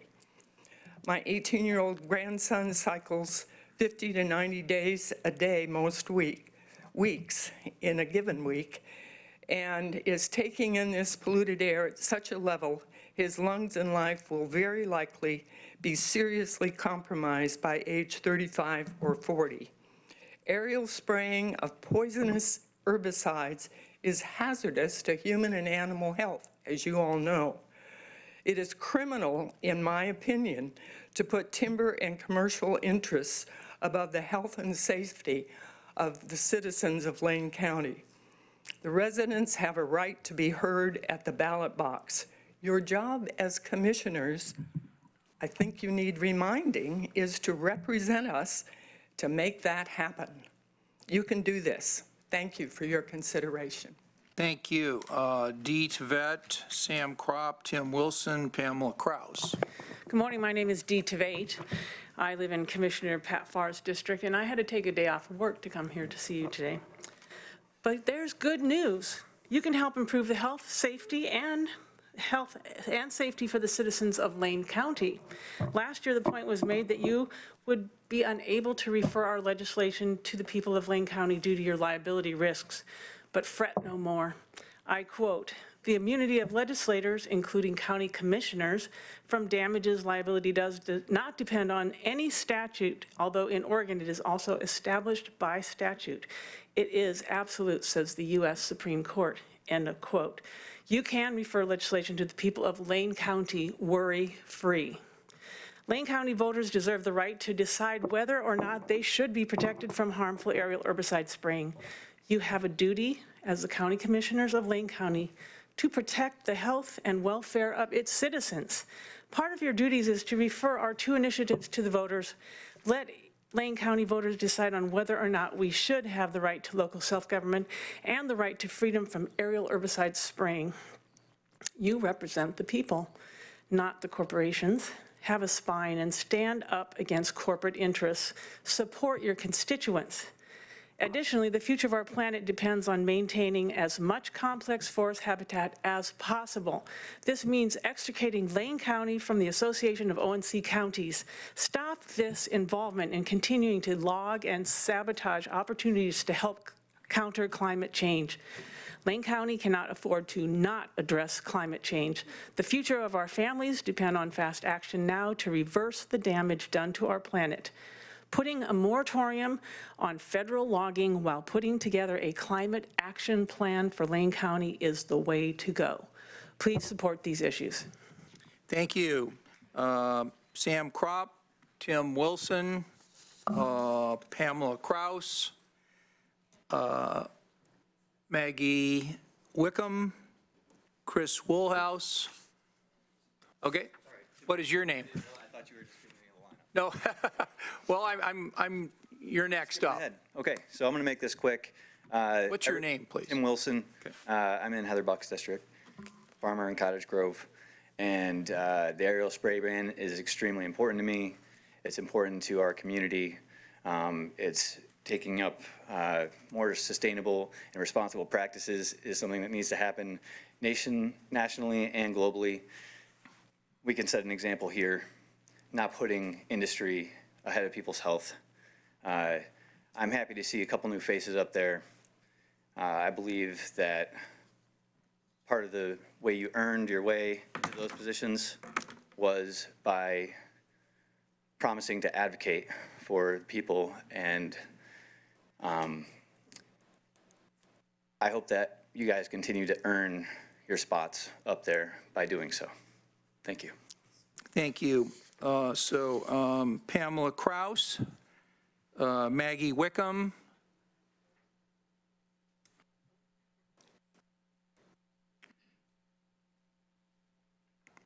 welcome. Good morning. It wears me out to be here, but I'm glad to be here, and thank you for your service. I was glad to hear trauma mentioned early in the testimonies today. I'm traumatized in witness of convolutions of regard and care that are not equal in our community. Meeting people who and where they are is what I have joy in doing.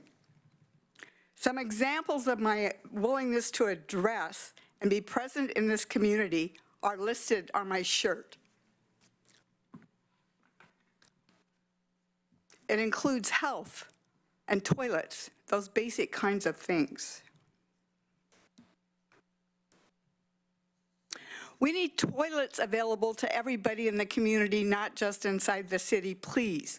I was recently refused to use a toilet in a medical building next to a pharmacy where I had a long wait and then a wait for a bus. Even the Raging Grannies addressed this at the City Council last week. When I viewed the commissioner meeting last month and issues of the name of Free Speech Plaza and the new regulations were brought up, it looked to me like nobody in the county knew anything about it. Well, a county employee stopped by the plaza last Saturday. I think the county is somehow aware of this.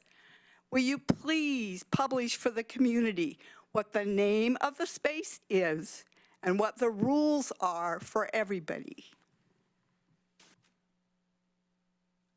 I'm going to skip ahead here. Last Saturday, there was also no umbrellas available or to be used at the Free Speech Plaza. There were babies there. I was told the baby could have an umbrella if they were attached to a person. I'm really glad I accidentally, sort of incidentally, took sunscreen down there 2 weeks ago and did again last week. And thank you for your public comment. Thank you. And ma'am, could you state your name again Oh, for I'm us? sorry, I didn't. That's okay. Pamela Kraus, and I live in Springfield now, All right. and I appreciate the opportunity to vote for Commissioner Burney. Thank you so much. So Maggie Wickham. Okay, Chris Woolhouse. Rob Dickinson. Welcome, Mr. Dickinson. Good morning. I'm Rob Dickinson from unincorporated Cottage Grove, and I'm here today to speak on behalf of the aerial spray ban and local self-government legislation that we are asking the commissioners to refer. I will get to the reasons for why I hope that you will refer those. But first, I just want to point out that it is a hardship for people to be here. People take hours out of their day to be here, and many drive from all over the county. And I really would urge the county or the Board of Commissioners to schedule a meeting where just the public's voices are to be heard and prioritized, and that's really important. Why should we refer this legislation? The people have a right to pass local laws to protect their health and safety and welfare. The commissioners have a duty to represent the people and to protect their health and safety and welfare. Right now, in the absence of action on the board's part, that is not happening, and that duty is not being fulfilled. So if the commission isn't going to protect the health of its residents, then it ought to let us do that. By collecting 30,000 signatures, we did everything that was needed to fulfill the promise of direct democracy to have those ballot measures on the 2018 ballot. It was only through the actions of the county and the timber interests that sued the county that we were denied that. Because those initiatives are in the Court of Appeals, we will not likely see any outcome before 2020, or actually even on the 2020 ballot. So the only way that the public will have their voices heard, their desire to vote on those measures, is if the commissioners refer that. You should do that both in the interest of public health and in the interest of democracy. And we're calling on you to do that. We would ask that in remonstrances, people can't keep coming here month after month and week after week. Would you please, as commissioners, state whether you intend to or don't intend to refer to the ballot our legislation? Thank you very much. Thank you. Justin Workman. Are you Justin Workman? Yes. Welcome. Thank you for the 2 minutes. I appreciate you guys. Joe Burney, Buck, I haven't had a chance to speak with you guys, but I have heard you speak. And Mr. Burney, I have a quote from you. If anybody is interested in what Mr. Burney feels on this topic, go to YouTube and type in Joe Burney, his name, and you'll get about 6 things that pop up. And I'm going to read a quote from him on what he said not too long ago when he was trying to get this position from Sid Lycan. My name is Joe Burney. I'm a candidate for Lane County Board of Commissioners, District 2, Springfield. If elected, I will respect the right of citizens to petition their government. We have a long-standing tradition in Oregon, the Citizens Initiative process, a tried and true tradition of self-government. Thousands of Lane County voters signed to put to vote an initiative on the aerial spraying of herbicides. Hundreds of volunteers put in countless hours. Blah, blah, blah. Cross their I's, dotted their T's. Lane County commissioners have intentionally used I'll fill that in for you later. roadblocks to prevent a public vote. I'm speaking. I'm sorry. I only get 2 minutes. You can joke to me later. I'll probably laugh. The commissioners turned their back, and this is all a quote still from Joe Burney. The commissioners turned their back on the right of self-government rather than enabling it. I'm going to read the words of Mr. Lycan, my opponent, blah, blah, blah, blah, blah. You did not make it out of the Republican primaries. At election, you are still our county commissioner, so I'm calling on you to stop the hypocrisies and stand by your own words.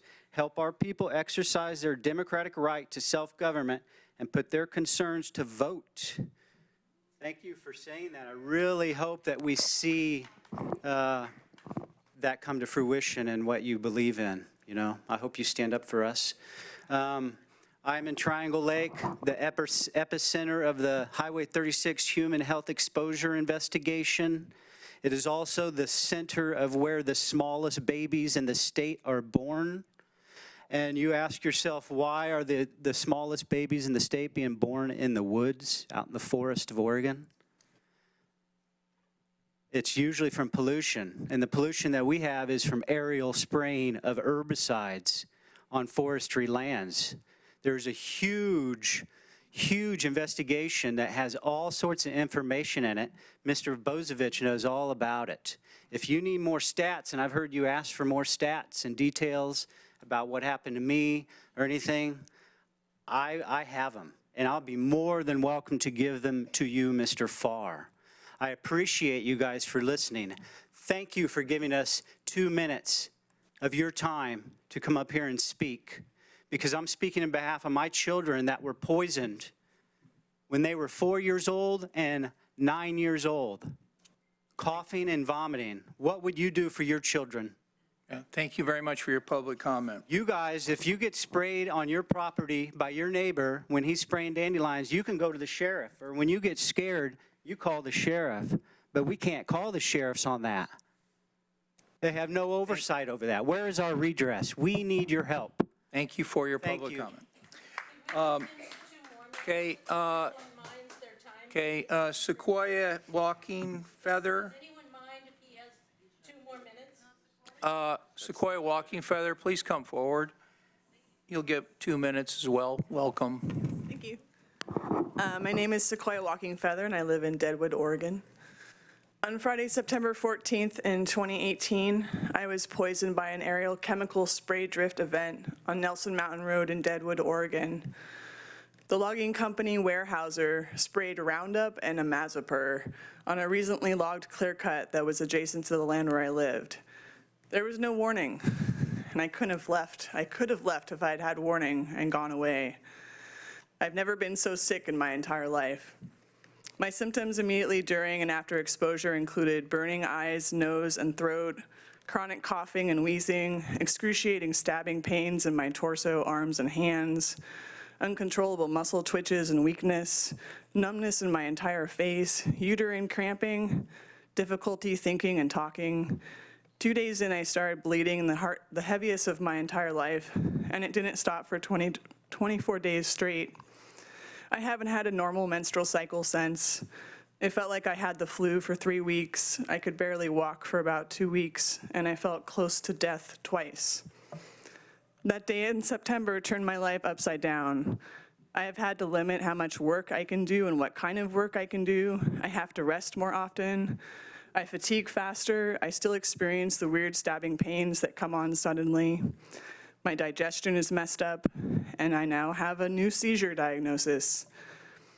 Aerial herbicide and pesticide spraying hurts everyone.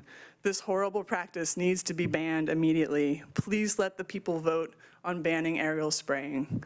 Thank you. Thank you. Tom Rauschler and David Tevet. Okay, Tom Rauschler, and then David Tevet, and then Dave Piccioni. Hi, thank you. My name's Tom Rauscher. I live on Deadwood Creek Road in Deadwood. I'm Sequoia Walking Feather's life partner. I helped her through her crisis after she was sprayed. Seeing someone you love being robbed of their cognitive abilities and their emotional state, the fear I had of losing my partner in the weeks that followed is something I hope none of you ever have to experience. But unfortunately, these poisons are already in our food supply, and I'm sure all of you are suffering some of the side effects of this glyphosate poisoning that our entire national society is exposed to. These substances have been outlawed in a lot of countries in Europe and around the world. More and more societies are recognizing how damaging they can be. And it seems you have failed to protect all your constituents from this in the past.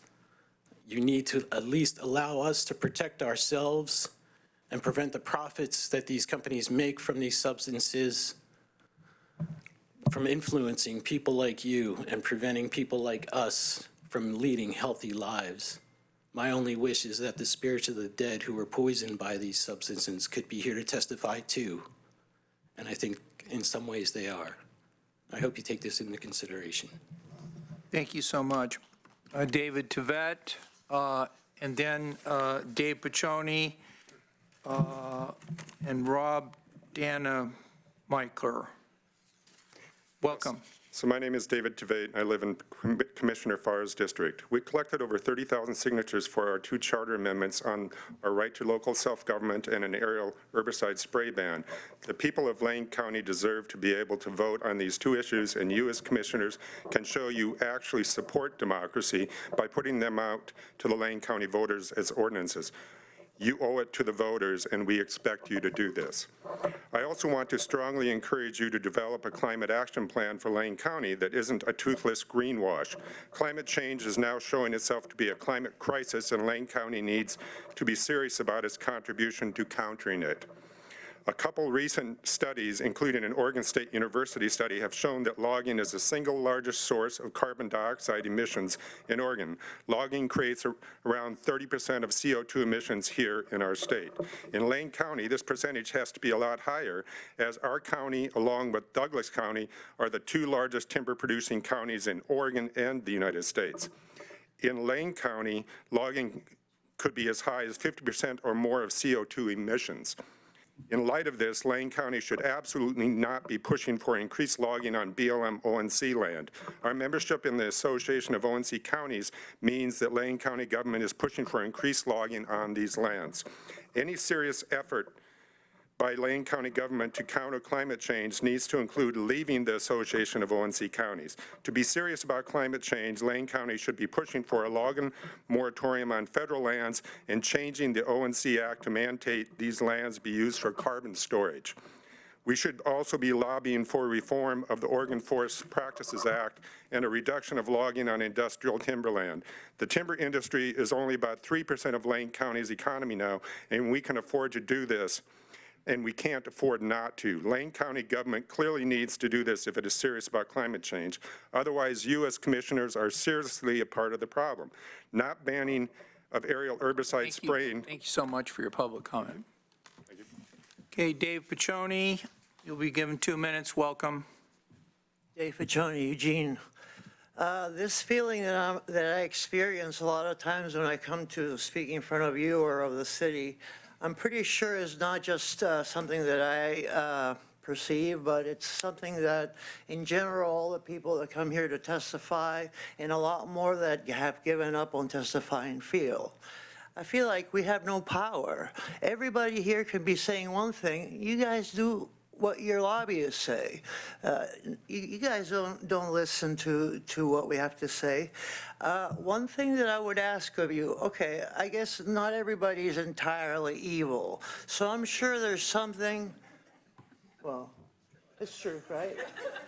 So there must be some issue that each one of you cares about very much that would benefit everybody else. Would benefit all people, animals, the planet, life, you know. Just grab one little item of those and become a champion for that one little thing that you know benefits every single human being on the entire planet. Do that, and it's a start. Thank you. Thank you so much. Rob Dannemeichler, did I pronounce your name right? Very good, followed by Katie Geiser. Welcome. Thank you, commissioners, for your time and your patience. Rob Dannemeichler, Pat Farr is my commissioner. I'd like to be able to thank you for supporting a vote being put up to prohibit aerial spraying.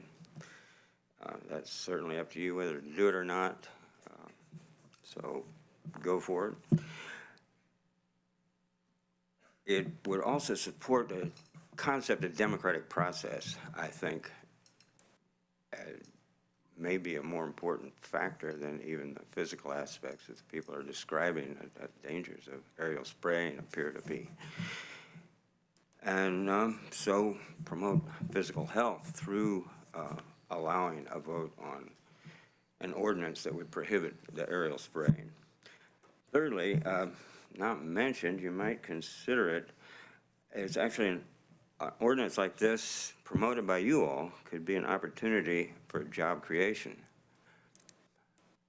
the industry wouldn't be able to aerial spray with a few people and a few helicopters. They'd have a lot of boots on the ground and a lot of rural people that need work out there to bring money home for food. So put that in your pocket for getting votes. Thanks. Thank you very much. Katie Geiser, welcome, followed by Steve Deere. Thank you. As a healthcare professional and resident of Lane County for over 30 years, I'm here to ask the board to refer as ordinances the Lane County Freedom from Aerial Spraying and the right of local community self-government initiatives to the 2020 Lane County ballot. When it comes to facing the current conditions of our world, of the Willamette Valley of Lane County, I sometimes wonder what my grandfather would do were he still alive. He was born and raised not far from here in Harrisburg, Oregon. Though I was too young to understand his position, he served as head of the Oregon State Land Board for 20 years. He knew more than I'll ever know of the depth and breadth of the issues pertaining to our lands. My grandmother also grew up in the Willamette Valley in Aurora, Oregon. Her family arrived in Oregon in the mid-1800s via wagon and were fortunate to be members of a successful and thriving communal society known as the Aurora Colony. They were farmers, but also successful craftspeople who made most of their products, including furniture, textiles, and baskets. I'm not really here to talk about my ancestry, only as it pertains to the depth of my roots in these soils. As a fourth-generation Oregonian, I cannot stand by idly and watch the current degradation of our homelands. Today, I'm grateful to be a member of Community Rights Lane County. It's provided firm ground from which to stand before you today. As I sat to prepare my testimony, I was reminded of previous visits. Some of you have heard hours of testimony revealing the sometimes devastating and always debilitating effects of aerial spray. That testimony is readily available in your archives, as well as a substantial amount of scientific findings. As a board, you have the opportunity to address these issues, and without success, you've had the opportunity to address the issues without success from our standpoint. Why has there been no change on this front? What's kept our voice from the ballot? It's hard to really know for sure what has kept your predecessors from shifting to a more proactive stance. Stepping back a bit from the front lines, one viewpoint might be that we are living in times that cannot continue on their current trajectory. We are living through an exhausted... Thank you so much for your public comment. Okay. Thank you. Okay, Steve Deere. Following Mr. Deere, we have Wesley Lockman. And the last person who signed up is Chris McAllister. Welcome. Okay, I will double check my list. I'm sorry. Steve Deere, Elmira. Hold your meetings in the evening so working people can attend them. The helicopter pilot released the spray on the clear-cut swath last October. A mix of 8 herbicides covered 144 acres, just a few hundred yards down from our house on Worthen Hill. The list of health and environmental risks from these toxins is too large for me to list. Think Roundup, think breast cancer, brain cancer, neurological conditions such as Alzheimer's, autism, ALS, multiple sclerosis, and Parkinson's disease, all of which can be caused by glyphosate exposure alone. Liver disease, kidney disease, respiratory problems, reproductive issues, and birth defects have all been associated with exposure to this one toxic herbicide. You've heard all this before. May it weigh on you. Think increased prevalence of ADHD in farming communities like ours because of disrupted thyroid hormones. Think digestive issues such as Crohn's disease, ulcerative colitis, celiac disease, leaky gut syndrome. Think toxins entering the food chain through manure with long-lasting residues. Think irreversible eye damage. Think drift from these herbicides causing widespread crop damage throughout totaling millions of dollars. Think of the deaths of our neighbors due to spraying. This is on you. And let's be honest, on you as well, Steve. It's hard to exaggerate the risks of the herbicide sprayed over thousands of acres in Lane County alone every month. Since spraying herbicides can, of course, drift for miles, all of Elmira was susceptible to being coated from this one spraying, including the parks and beaches at Fern Ridge Lake and the waters of the lake itself and its feeder, the Longtong River. This board until now has been beholden to an industry that no longer serves the interests of our community if it ever did. Big timber is a shadow of its former self, 3% of our local economy, and now largely owned by timber profiteers located outside of our state and country. They are killing us. This is on you. Refer the ban and let it be on the people. More than 30,000 of us have asked you. Thank you. Thank you. Wesley Lockman, Chris McAllister.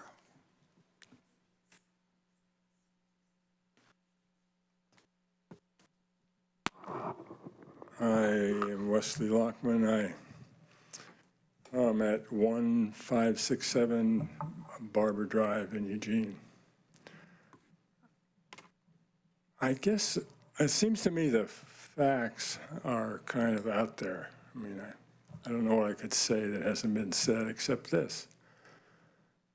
I would like to appeal to our common humanity.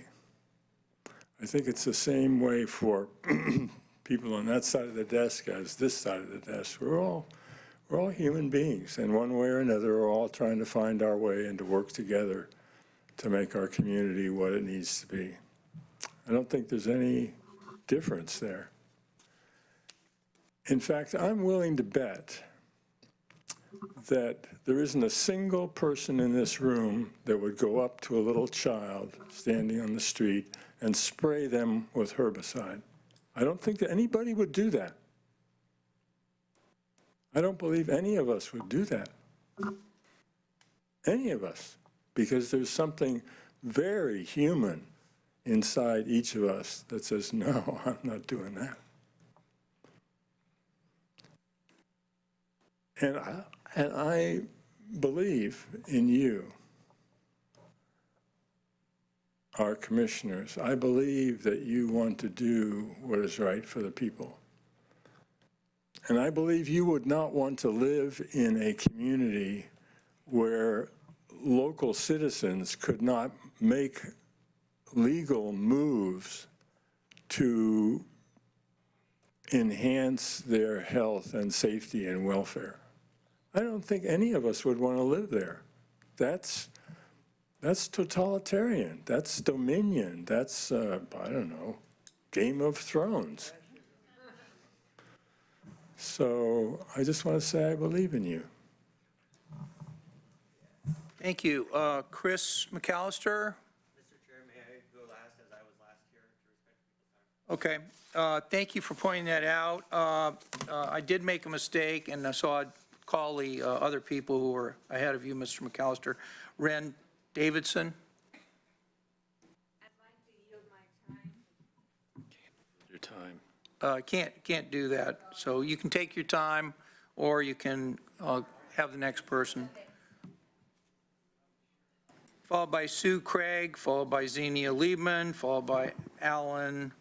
Okay, go ahead. Hi, my name is Ren Davidson. I live on Riverview Street. I'm in Pete's district.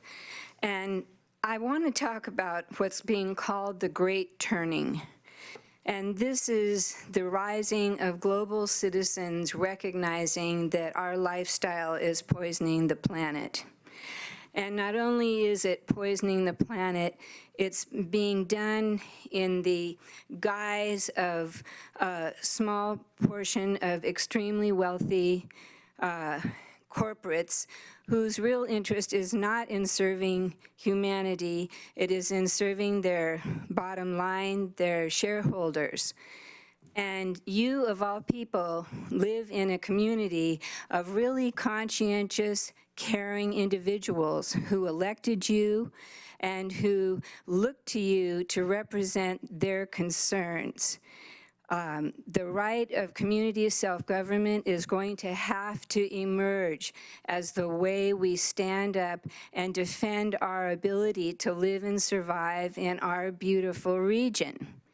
And also, aerial spraying is just the beginning of looking at the toxicity that has been visited upon us, fed by this corporate consumer lifestyle that is no longer sustainable for our planet. So we're looking to you, and I look at this community who are the people with conscientious dedication and devotion who really want to see a life better for all of us. It crosses party lines. We're going to not just stop with aerial spraying. It's going to start with watershed protection. It's going to continue. This is just the beginning of the Great Turning. And it's really up to you to establish your legacy to stand for this as the way we want to see our planet survive. Thank you. Thank you, Ms. Davidson.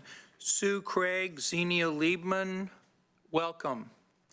Thank you. My name is Sue Craig, and Commissioner Bosevich is my commissioner. We need to get out of the AOCC, as Multnomah County did. They did it because of the money that was spent on really bad legislation against some of our very precious resources in this dear state of ours.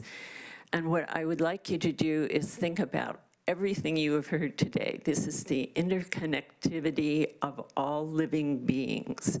And we have the spraying, which kills a lot of that, and everything else that is connected to that spraying, which is practically everything.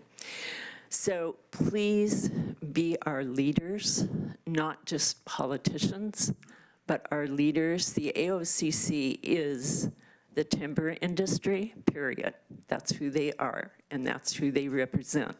We need to use our money more wisely, which you have done in many cases this morning, and I hope you will use that money for green energy and for protecting this state for us. Thank you. Thank you. Xenia Liebman, followed by Alan Bass, followed by Dr. Mark Mueller.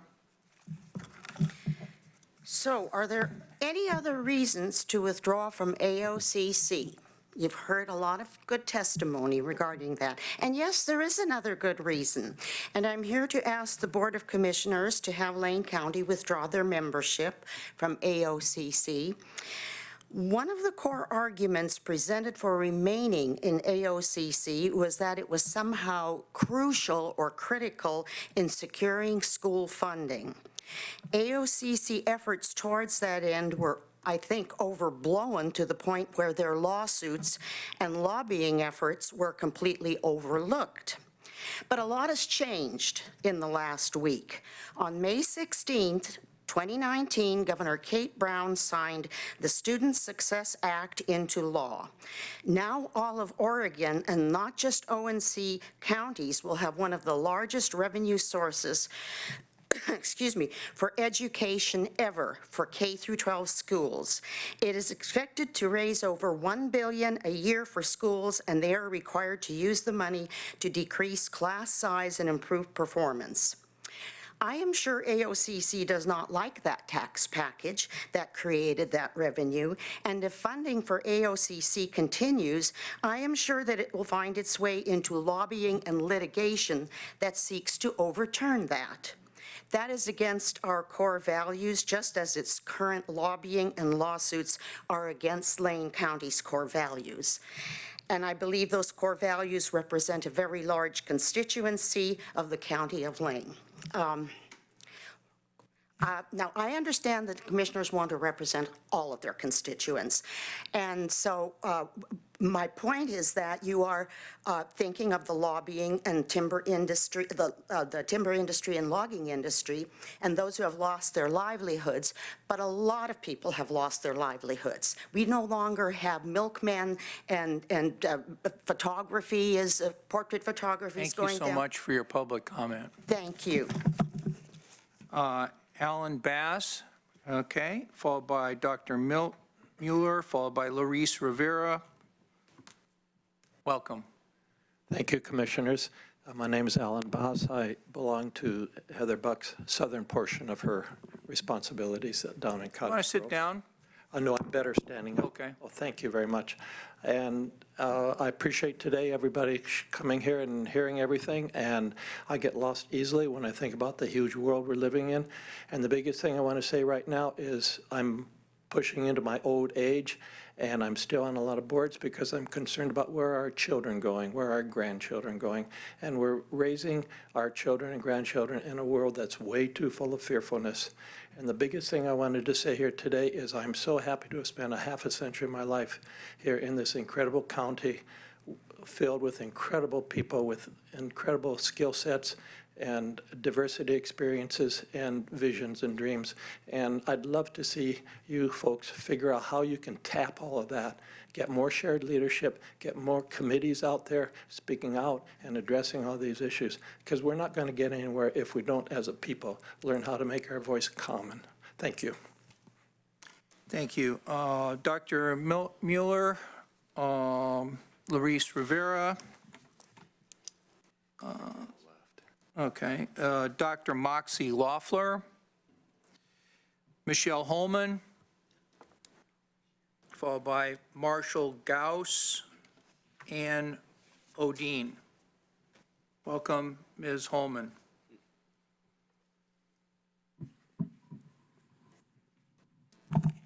Michelle Holman, Deadwood, Oregon. I'm a member of Community Rights Lane County. We work for justice. We're an all-volunteer organization.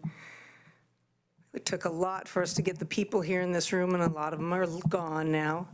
Yeah, meet at night, please. I also serve on a school board. We meet at night so that people can come and attend. When Oregon was first created, it was a white state intentionally. Black people, the first black people who came to Oregon came at their own peril. They were visionaries. They saw a time in the future when they would have a place in our state. When women first decided that we needed to be voters, they were visionaries. It was illegal for women to vote. They sought the vote at their own peril. Visionaries, yes, women can vote. Community rights activists, we're visionaries. We're looking towards a time when the people actually live in a democracy. We work towards that at our own peril. We're visionaries. I live in Deadwood. I've been fighting the aerial spraying for more than 40 years. I fight at my own peril. I fight for justice. It's an unjust practice. It literally is violence against people and nature. Aerial spraying is violence against people and nature. The initiative system was created because people felt that their electeds didn't listen to them. So now we have the chance to speak for ourselves. You at this point could stop aerial spraying without the initiatives. You could do that. You have that power. You've denied yourself that power, and so it's in our hands to take the power. We want to do this. Refer our legislation to the ballot. Thank you so much for your public comment. Marshall Gauss, followed by Ann Odine, followed by Robin Bloomgarden, followed by Loretta Houston, followed by, go ahead, sir, sorry. Yeah, thank you for having us. Appreciate your time. I wanted to just set a little bit of context about why we're here. Again, you've heard a lot of folks talk about how we had done everything required to qualify for the ballot in 2018. And I just want to give you guys some background on the context, because I know there's a lot of legal concern about whether or not this is something you should be doing. It absolutely is something you should be doing. It represents the will of the people. What kept us from the ballot was a decision made by Judge Rasmussen saying that the aerial spray measure requires voters to address a wide range of legally unrelated changes to the Lane County Charter. He said it violated the separate vote requirement. That's Oregon's revised statute 203725, which states that a proposed amendment to a county charter, whether proposed by a county governing body like yourselves or the people, the county exercises the initiative power, shall embrace but one subject matter properly connected therewith. So a little bit of looking into that, whether that's actually held to. If you look back in ballot initiative 2200 from 2012, it dealt with a number of things. It was called the Housekeeping Amendments to the Lane County Charter, and it included amendments, obviously, plural. It had everything in it from dealing with local services to election tenure. And there was also, I think that same year, is 2202, which called for the repeal of Section 31, confirming the effective date of the charter, as well as Section 302, or Section 32, excuse me, on spending limits, and another section on elections. So this standard is arbitrarily applied. you're not bound by this. That's why we're asking you now to just do the right thing and refer it as an initiative. If there's concern about that, I want to echo some of the sentiment again, that local governments are entitled to legislative immunity for the legislative actions. This was decided in Bogan versus Scott v. Harris.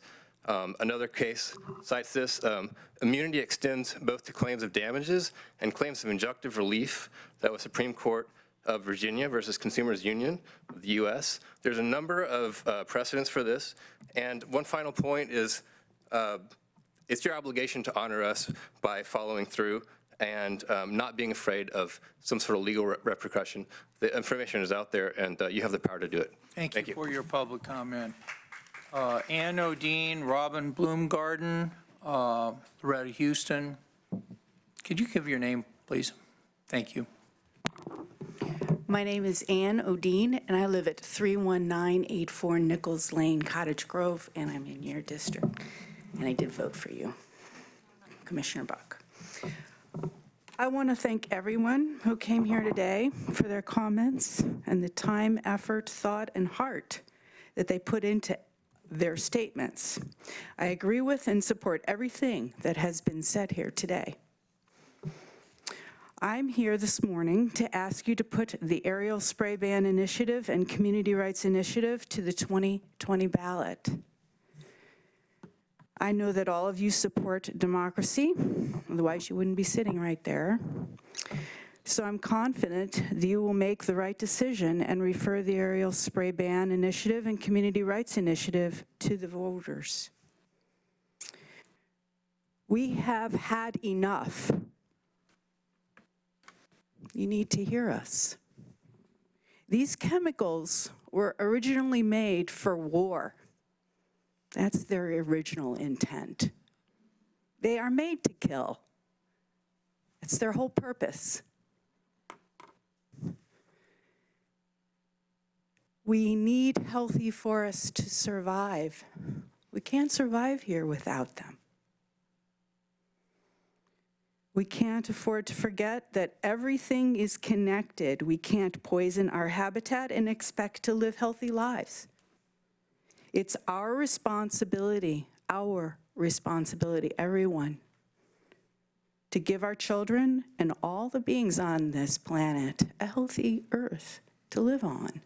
It's just as simple as that. And if you can do that today, I wonder why wouldn't you? Why wouldn't you use that? If I were sitting there, I would do it. Of course I would do it. I'm not sitting there, you are. So I'm asking you, please, just do it. Do the right thing. Thank you for your public comment. You're welcome. So we're up to Robin Bloomgarden, welcome. Loretta Houston, Karen Stingle. The City of Eugene staff. I haven't been informed of anything on that. Are they okay? We've got 3 more people. Yeah, I think that's fine. So Ms. Bloomgarden, please begin, and you'll be given 2 minutes. My name is Robin Bloomgarden, and I live in North Eugene in your district, Mr. Bozovich. So we're back again. And since Pete already agrees that the exercise of democracy is a good thing, I will focus on the rest of you. Joe Burney and Heather Buck, you were recently enthusiastically elected to replace 2 others who were completely ignoring the health and the wishes of the people of Lane County regarding aerial spraying. This issue is not new, but the time has come to do something to change it. 2 of you, Pat and Heather, have family members who've been directly affected by incidents of pesticide misuse. I'm sorry for your losses. Poison mishap incidents happen all the time, and many people do know they've been sprayed and are then just ignored by the powers that should be protecting them. I hope that 4 of you can see how dangerous it is to randomly spray poisons, even if legal. I have no hope for Mr. Bozovich because he is intently focused on protecting the status quo at the cost of lives and sickness to Lane County residents. Meanwhile, we are not asking any of you to endorse our initiatives, but rather to respect the democratic process by referring both community rights ballot measures to the 2020 ballot. That's all we're asking. Allow citizens a chance to decide what is best for them, because I can't remember the last time I was proud of local elected officials for doing anything right. Seriously. Thank you. And I want to just put in a quick plug for having an evening meeting once a month so we can all interact together. Thank you. Thank you. Loretta Houston, and followed by Karen Stingle, followed by Marjorie House. Loretta Houston, District 5 with Heather Buck. I have great, deep respect for our visionary elders of this country who understood that everything is interconnected. Since then, we've had this country that was drafted a constitution by a handful of white privileged males, has used the term democracy, but really in the guise of capitalism. We have come to realize, more and more people all the time, that corporate special interests trump all health, our ecosystems, the health of living biological systems. Here we are again, asking, we shouldn't even ask, this should be something that should be done by now, to refer to the ballot, to refer our two local initiatives, which we gathered 30,000 signatures for the voters to decide. Even Dennis Richardson, who was the Secretary of State, a Republican, he agreed that the local initiative process should be honored. This is our only voice to have something legalized. Okay, so yeah, banning aerial sprays. It was banned in federal lands in the 1980s, and they've lived with the ban on aerial sprays. Lincoln County also passed a ban, and we're a county that's being held up. We need a spine. We need a spine with our county commissioners, and we are grateful that we have some new blood on our board. So we are asking you, this is urgent, to refer to the voters who signed the petitions to at least have the right to vote. Thank you. Thank you. So Karen Stingle, are you here? No? Marjorie House, are you here? Very good. Hello, my name is Marjorie House. I'm in Heather's district. I live in Cottage Grove. I'm a fourth-generation Oregonian.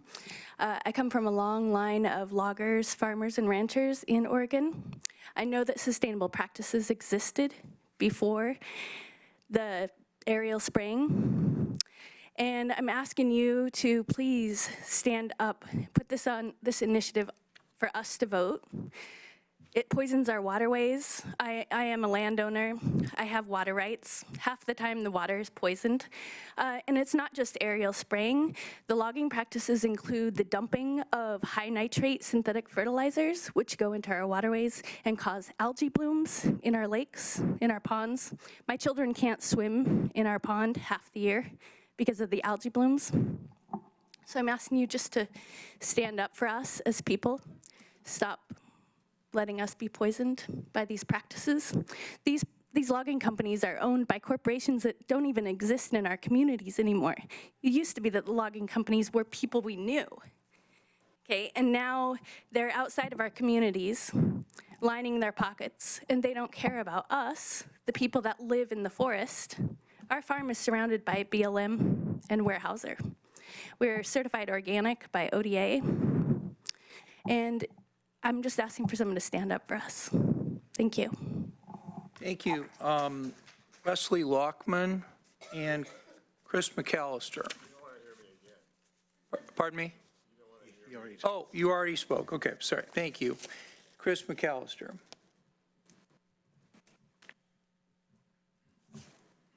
Thank you, Mr. Chair, Madam Chair, members of the Commission. My name is Chris McAllister. I live in Springfield. I just wanted to have your moment, a couple minutes of your time to talk about emergency response. We as a community are an entire community, from Oak Ridge to Cottage Grove to Crestwell to Coburg. Even Springfield's part of this community. So with that in mind, I ask that we look at this as emergency response, whether it's for homelessness or whether it's for people being stuck because of the weather. We had Oak Ridge people stuck in town during our winter issues this year. We have people come in from the fires because they can't breathe in their own homes. We have a lot of things that affect people who have shared needs, and sometimes we put those needs in different categories. We go, oh, they're homeless. They don't need the same kind of respect and same kind of response as we do. So Mr. Solomon's presentation earlier about public safety, about investing in proper triage and reducing recidivism. We could do the same thing with unhoused engagement, with community engagement.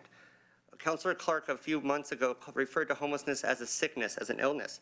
If that's the case, we need to really start to invoke our public safety, public health options. With proper triage, we need to consider first aid response techniques. Before providing care, we need to assess the situation, look at the scene and the persons involved, and then start to interview the victims, see where their needs are, what's going on, and see whether or not we need to actually do something more. People will tell you what they need in their communities. People will tell you what they need in their homes or what's preventing them from being homes. And if they're non-responsive, we provide care. We step in and we go, community, you're not taking care of your singles. You're not taking care of your homeless couples. You're not taking your families with children. We, as a county, have a public safety, public health obligation to do so. And we have marijuana revenues to do so. The governor said so. So let's try and tap it into a community-wide network. Let's start looking at community responses, because the next 400 people displaced might not be the unhoused people who our community calls sick, who our community call unwanted. It might be the people whose houses are burned out in these rural communities. It might be due to drought. We don't know, but we are here for you. Please use us. Thank you. So I have now called everybody who signed up, and I would like to take our next item, but I want to make sure that if there's anybody that has not signed up, they've had a chance to speak. Okay. And to the back to our adjustments to the agenda, Mr. Mokreisi, can our guests stay a little longer, or would they prefer to have their item taken up? I know we have some commissioners that want to make remonstrances. Mr. Chair, I believe the item, I believe our staff and city staff are available here. It's scheduled for an hour. We think it's going to take 45 minutes to an hour. So if the board is comfortable staying, and that's at your discretion. Okay, well, let's find out who can stay and who can't. I can stay. I can stay, but I'm a little bit, I do need a break at some point. Okay. And I'm a little bit upset that we've set back something that has other staff and also community volunteers involved in presenting that was scheduled for 11 o'clock, and we're going to probably start it at noon at this point. Well, okay, so let's do this then. I have a 12 o'clock meeting. Okay, so let's take what we can, and then we'll do the best we can. So let's take it. We'll break when Commissioner Farr has to leave. Okay, go ahead. So you're ready for item 7B? We are, but we're going to do that later. Yeah. Really fast. Okay. You don't have to go really fast. This is a really important item, and we are very respectful of the fact that there are citizens that have put a lot of time and energy into this. And so, no, you don't have to hurry it up. We are going to lose our North Eugene commissioner in a while, so we just have to keep that in mind. May I say something before you begin? Yeah, go ahead. Everyone that's leaving, I'm so sorry that we didn't have, because of this cramped agenda, the opportunity to respond. I was dying to. And we're going to respond when we have time. So we need to make sure we coordinate with you a time that's dedicated to this, where we can really get into it with you without any pushing or shoving. And Before everyone leaves, I'd like to remind them the last evening meeting we had public comment on was because I asked for it. Good. Yes, and we will. It shall happen. Thank you very much. So let's now move to our our agenda item 7B. And this is a work session on the River Road Santa Clara Neighborhood Project update. And because, Commissioner Farr, you're going to have to leave somewhere in this. Mr. Chair, I have postponed my meeting. Okay, all right. I was just going to give you an opportunity to say anything if you wanted to at the outset. So this is our River Road Santa Clara Neighborhood Plan Project update. Lindsay Eichner is Lane County Senior Planner, and with her at the table are several other people. So Ms. Eichner, if you could introduce the people there, that would be great. Good afternoon, or good morning, Chair and Commissioners. So at the table, we have Terry Harding, who's the Principal Planner for the City of Eugene. She's the current project manager of this project for the city. And we have Kate Purley, who's one of the community volunteers. And we have John Belcher, who's one of the other community volunteers. I'm going to let them do the majority of the presentation, and I'll conclude at the end. Okay, thank you. Please proceed. Thank you. Thank you for having us here today. So again, I'm Terry Harding. I'm stepping in as project manager right now for this ongoing neighborhood planning process. And this launched back in the fall of 2017. We were here presenting it to you at that time, and we have a lot to bring you up to speed on. Early in the project, we did make a commitment to keep both Eugene and Lane County planning commissions and the elected officials updated at key milestones, because eventually you'll be asked to vote on this plan and adopt it. We have completed a reaching out phase, a visioning phase, a neighborhood priorities phase, and a policy writing phase.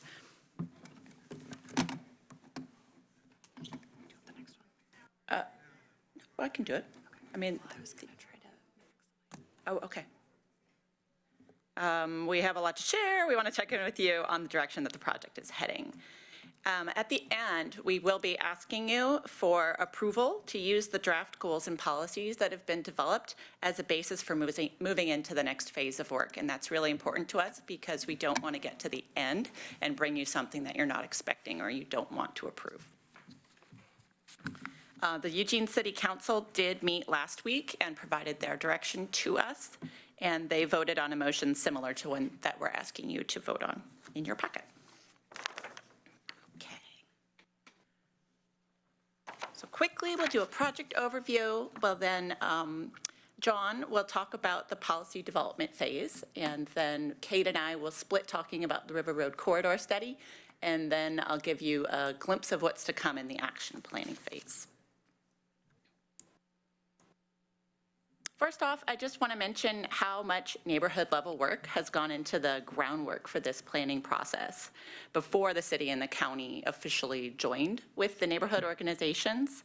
There was the Santa Clara River Road Outreach and Learning Project and the Santa Clara River Road Implementation Planning Team. Scroll and SCRIPT are their acronyms. At least 7 years were spent reaching out to neighbors and understanding the issues of these two large neighborhoods, as well as building trust and capacity needed to take on a large project such as this. We as staff have been leaning on the immense volume of work done during the capacity building phase by the neighbors. As far as organizations, so this really is a partnership between the City of Eugene and Lane County. A large portion of the River Road and Santa Clara neighborhoods are unannexed, but within our urban growth boundary. And then there's a part of Santa Clara that is outside the urban growth boundary. So this is a necessary partnership between the two agencies and the two community organizations, as well as others that serve on our technical advisory committee, such as Lane Transit District. This slide explains our public involvement model, and it relies on a process to ensure that we're delivering a plan that meets community expectations. The project management team at the center of the circle includes not only staff from the city and county, but representatives of the community advisory committee. So John and Kate sit on that project management team with us. Then we have the community advisory committee. And this is a group of 13 residents nominated by the community organizations and then appointed by our City of Eugene Planning Commission. The next circle out is the topic area working groups. And these are ad hoc, flexible groups that meet as needed to dive into the details of all the topic areas, which I'll go over in a moment. And then at each critical junction of the planning process, we take results back out to the general public. These are the phases that I was starting to mention earlier. We've been through the first 4 of reaching out, visioning, priorities, and policy development, and we have an extensive website if you're interested in the results of any of these phases. You can poke around and find reports and pictures and all those things. The arrow between policy development and action planning is where we are right now. And again, it's checking in on the work that we've done and asking for your direction to keep going. So John is going to walk us through what happened during policy development. How about if I give you a finger up when we move? I'll do it when you signal. So, thank you. My opportunity today is to share our work on the policy development phase beginning last summer and running through this April. Over the past 7 months, the Community Advisory Committee, along with city and county staff, have moved from developing goals and refining them through policy statements. Beginning in August, the CAC identified big ideas in each of the vision statements and wrote 19 draft goals, which the working groups continued to work on. The CAC met with those working groups for their feedback and had them volunteer to work with one or more of those goals to develop policies for them. At the same time, the CAC members volunteered to be goalkeepers to shepherd through those goals with the working groups. The draft goals and policies are included in your packet. Hopefully you've had a chance to review them. The next step, yes, thank you, was to produce draft goals. And as you can see from here, that takes a bit of reiteration, regurgitation until we finally got them the way we wanted. We spent about 3 months doing that review and refinement. We looked for gaps and overlaps, worked for clear language. We also made sure that any proposals that came forward were correctly placed at either the policy level or the action item level. That all took the CAC 5 two-hour meetings, and once we were done with that, we prepared for our next public review. So in December, we met again with our working groups and neighbors to get their feedback as well as increase their understanding of these goals and policies.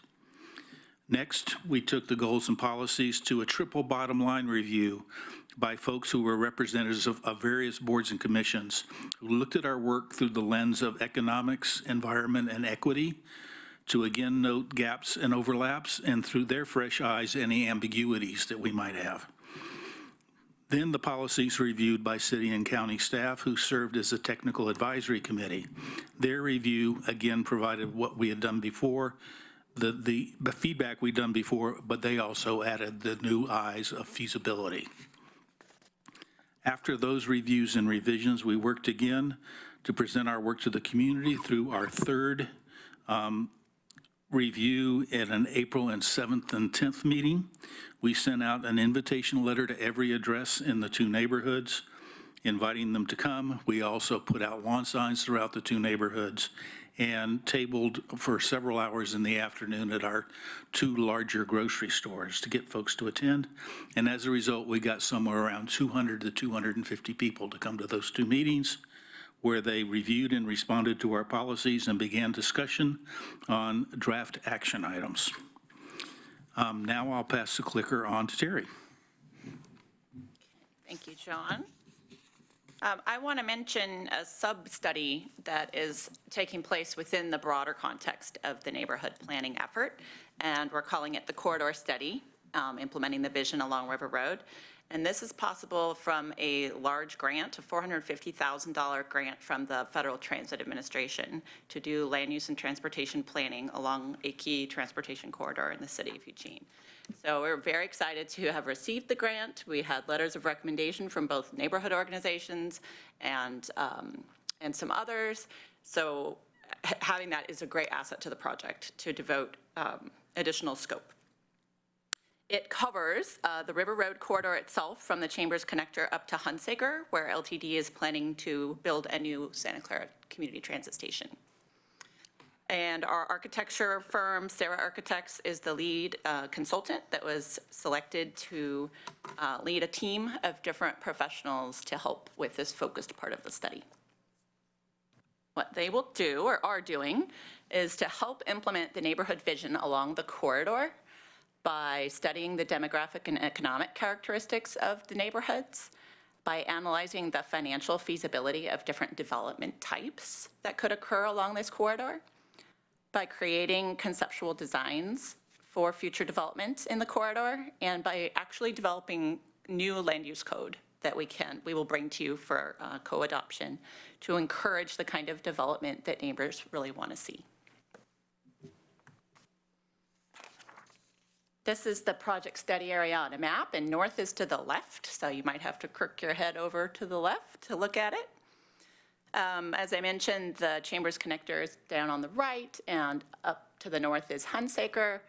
We have the corridor shown in blue, and then the quarter-mile buffer area around the corridor in the first dotted black line, and then the half-mile buffer is the second dotted black line. So that's the area that's getting the focused study, and the red bubbles circle some important neighborhood centers at different scales. So at the north end, we have what's being called the Regional Gateway Neighborhood Center, and that's around the new transit station and the Division Avenue Shopping Center with the major retail shopping of the two neighborhoods. And the next level down is called Community Commercial Neighborhood Centers at Silver and Maxwell. Yet another step down in scale and intensity is the neighborhood commercial kind of feeling, where you're more at the kind of scale that you see at Hilliard Street. And then finally, the Neighborhood Gateway Center down near Hanson and Canoop Lane, where Reality Kitchen is in the lower part of River Road. So the corridor changes quite a bit from the south to the north, and the grant is giving us the opportunity to study what kinds of land uses, code, or financial incentives might be necessary to realize development at different scales in these locations. Okay, Kate's going to talk about our workshop. So we had the corridor study itself had a 3-day workshop in February. Oh, thanks. And so what happened was the architecture and economic development consultants came down, and at the Second in Chambers Public Service Building, we held 3 days where they were working during the day, and every evening we had open houses for 2 hours for the general public. To publicize getting people involved in the corridor study itself, a mailing went out to every resident right adjacent to the corridor, and volunteer residents and staff went out and canvassed every business. We realized that businesses have a hard time coming to meetings. They aren't generally involved in the public process, but they're a major stakeholder along this corridor, and a lot of the work we're trying to do is trying to help our local businesses thrive and to create the kind of community that our neighbors want to have within walking distance to their homes. So that means encouraging businesses that they'll be happy to support. In an effort to get the businesses to come to the corridor study, we provided out a business luncheon the very first day. So we provided them food, and for an hour and a half, the business people who chose to participate were in the room together and had an opportunity to compare notes about barriers to their businesses, ways that we could help them thrive, ways that they envisioned the future of the community helping their business become what they'd like it to be. And every evening when we would have an open house, the community would react to the work that was done during the day with the consultants in the room. The consultants would spend the next day reacting to that work, coming back, providing new iterations of those ideas to the public the next night, and the same thing would happen the third day. So for the residents who were involved, it was a fruitful experience in that they felt that they weren't just being listened to, that there was actually movement based upon their participation. Each night we had between 60 and 80 resident participants for the event, and For the most part, it was really well received by residents, and the ideas were certainly dramatic. We had, on the second day, we had a technical review during the lunch hour for the TAC folks from the city and the county to come in and review the ideas that were being presented. And every morning there was a check-in opportunity for the Community Advisory Committee of the neighborhood plan process to be involved, so that the two projects are knitted together in a way that makes them integral to each other's success. But the corridor study really is a subset of the larger neighborhood planning process. And it's been interesting to discuss it as a corridor study because most people assume that it's about transportation in the roadway, but most of what we're talking about is outside of the curbs, between the curb and the buffer area. Let's see, on the last night, we had an interesting public exchange during the open house where there were people talking about sewer wars and annexation, and up until this part in our neighborhood planning process, it's been pretty congenial the whole way. And it was a great opportunity for us to realize we have 32,000 residents in our two neighborhoods alone, and reaching people is always our greatest challenge. And bringing them into a process that affects their future, that they can see that there's a reason for them to be invested, is also a challenge. And we've done a really great job. We've had over 400 people come to one of our public events in the North Eugene High School gymnasium. And yet we still have to do more outreach. And I think that the interesting part about this process is that it's not a process that was initiated by the city or the county and brought to the neighbors as a planning process. It's a planning process that the neighbors initiated themselves and brought the city and the county with, and now we all together move forward in this planning effort. And so it's been a different way of working. It's been a little bit cumbersome, and it's been incredibly gratifying. There are neighbors that are getting involved at every stage of the process. The working groups are 60 to 70 residents strong that are writing the policies and developing the actions. And there's always an open door for people to come and join a working group at any point in the process, or to step away if they need to. And that's been a great opportunity to build capacity in the neighborhoods and create a really deep level of investiture in the process. At that last open house for the corridor study, we did spend time addressing those concerns of the neighbors. And my take is always, it doesn't help anyone for you to throw up your hands in frustration and walk out the door, that this is a ship that we're sailing in together. And the only way to steer the ship is to get on board. And people can hear that. They can understand that democracy is messy, but it's fruitful, but it requires participation. And that's the message that we keep bringing out to our neighbors. So in the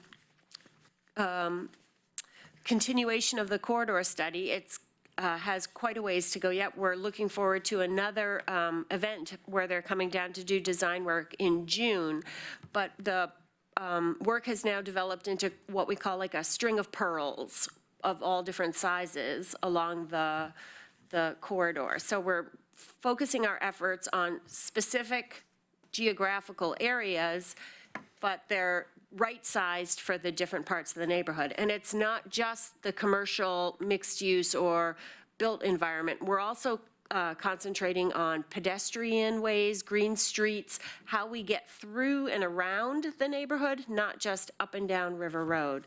And of course, always the relationship to the river and how that affects everything that goes on in the neighborhood. In our upcoming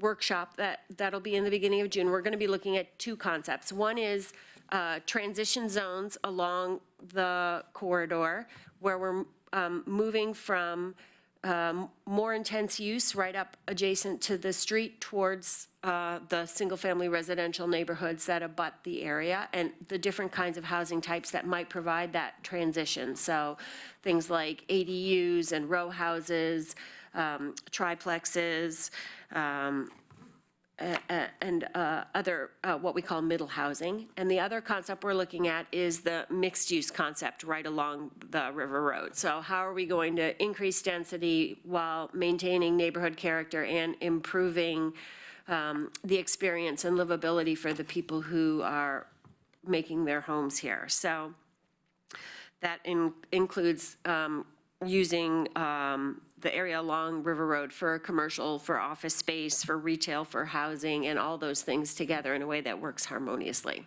So this is an invitation to you to please come to the workshop if you have any interest. There will be an open house on June 3rd. It's 2 days, June 3rd and 4th, but on June 3rd from 4 to 6 p.m. is an open house and a great opportunity for you to see what's going on at the corridor study. Thanks. Okay.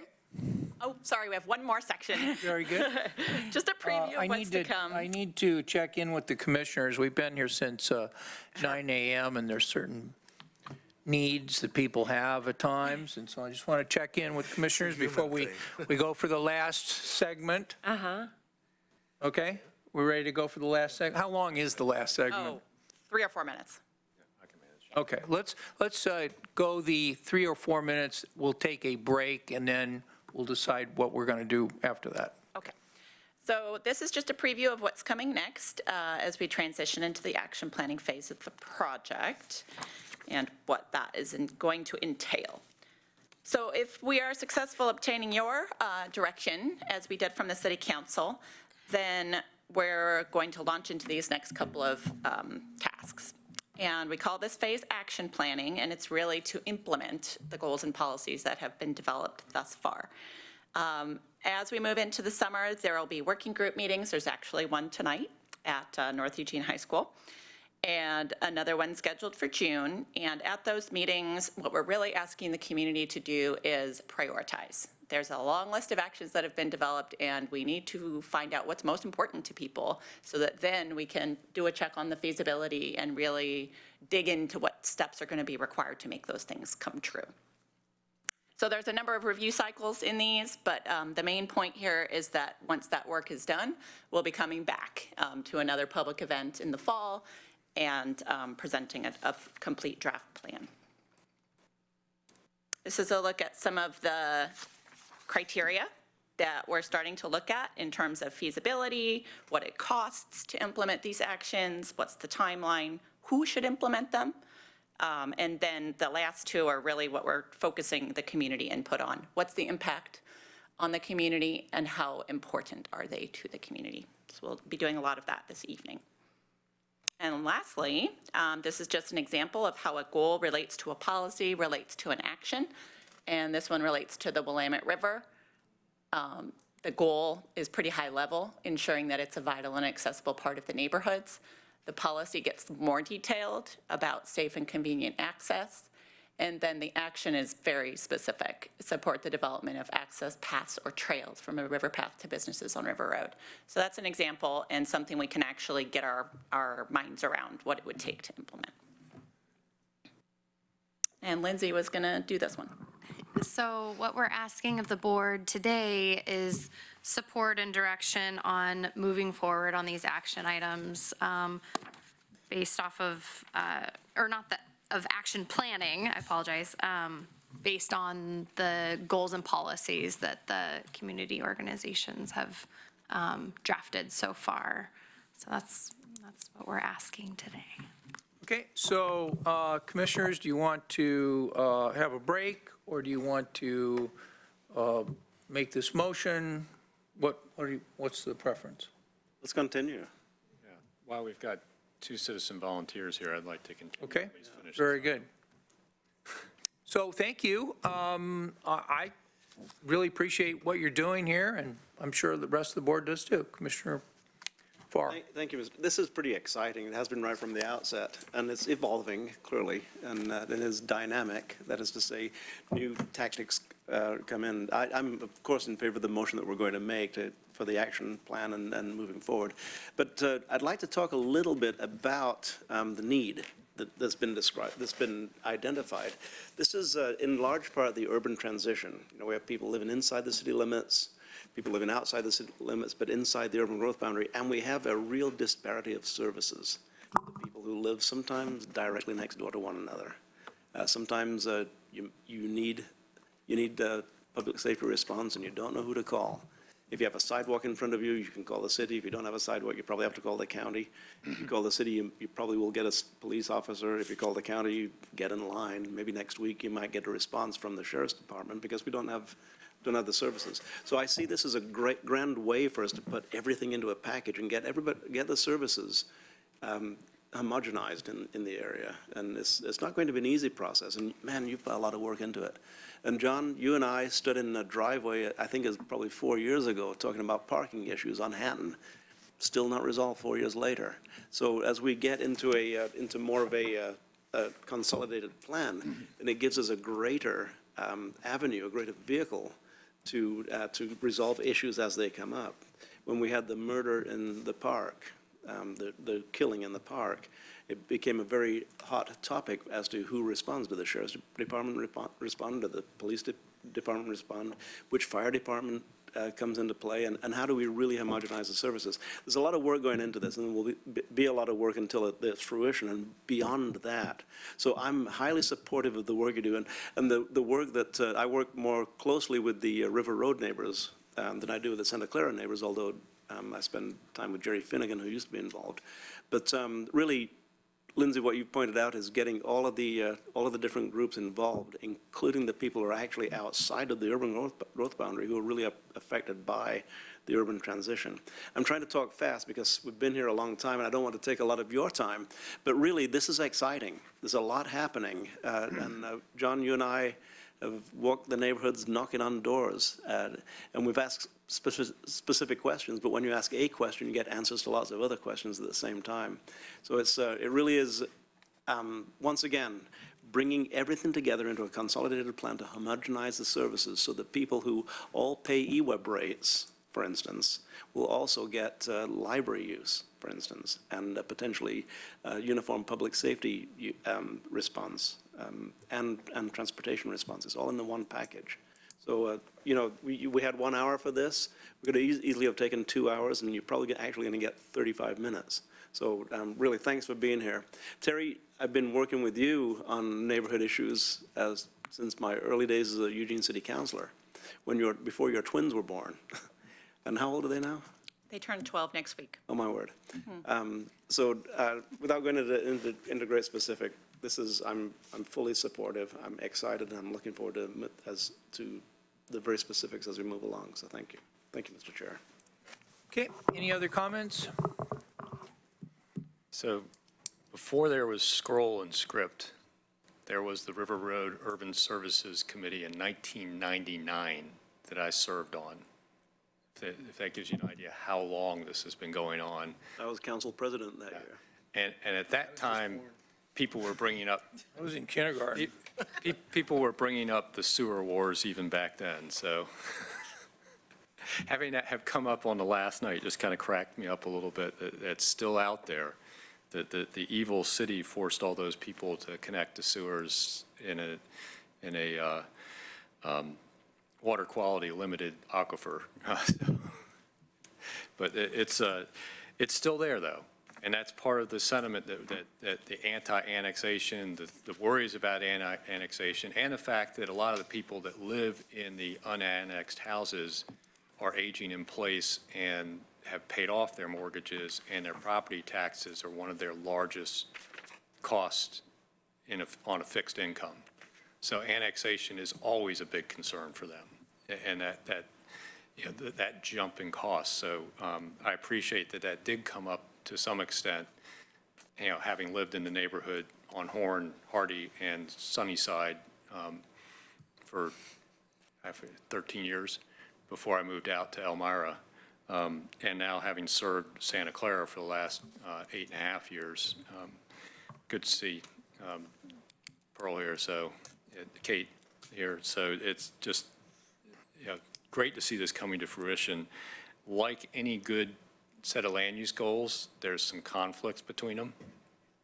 Just like our statewide land use goals, and they'll have to be resolved in the action process. It's kind of hard to do bus rapid transit and access to bicycling on the same corridor. I don't ride down West 11th anymore on my bicycle, or East 11th, I should say. Even though they still have bike lane stripe there, I will not ride on it because the BRT is there. So that, there's just a conflict that goes between those. I will say I'm really pleased to see Goal 17 in there, which is about that what Commissioner Farr spoke of, that inequity in services that goes on.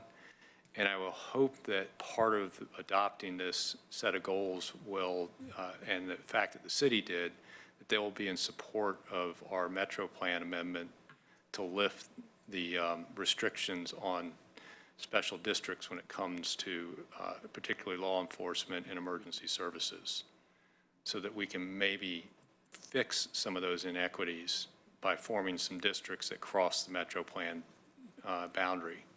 Right now, we have this inability to form a enhanced law enforcement district that includes those unincorporated areas because of the Metro Plan.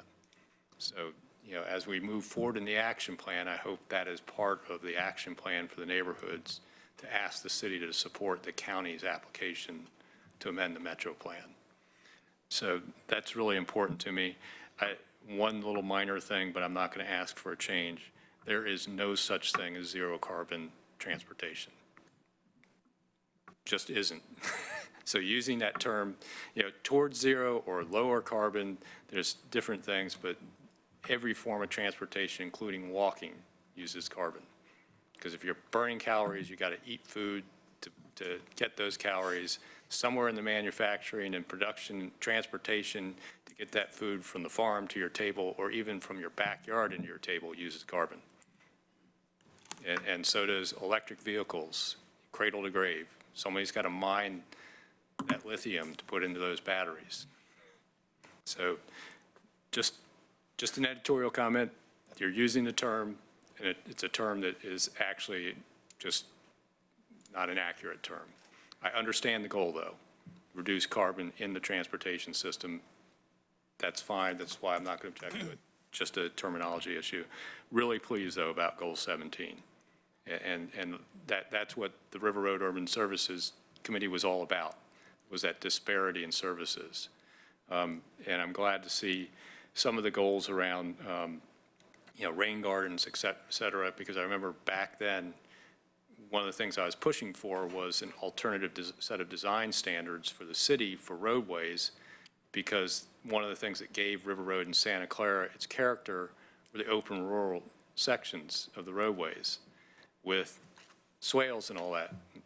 Advanced 20 years later, and now it's, designed to have rain gardens that the curbs have openings to go into, which is what happens naturally in a rural section roadway.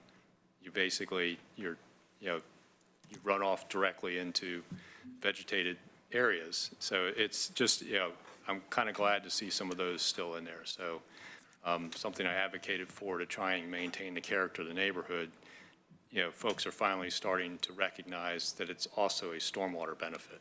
So appreciate having that, and maybe we can continue to look at, some of those older portions of the neighborhoods that are still rural section, and have some of the older homes, like the home I lived in on Sunnyside that was a 1930s kid house, can stay looking like they did. That's Sunnyside's a street that's like no other in Eugene, and I'd like to see it stay that way. So I'm glad to see some of those. Be interesting to see, though. I saw some of those pictures of the corridor study. We're getting resistance because, as a board sitting in another board, we're transferring a piece of property into private ownership that's wanting to be developed at low density, medium density residential, right on the corridor in that neighborhood gateway that you guys have bubbled. And some of the diagrams you had up there had even more intense development, and that level, just that medium density apartment complex that's being proposed is generating a lot of negative comments to the Homes for Good board. So it'd be interesting to see how we resolve some of that moving forward. Like I said, like any good land use document, it's in conflict with itself. And it'll be interesting to see how we do. Thank you. Hey, Commissioner Burney.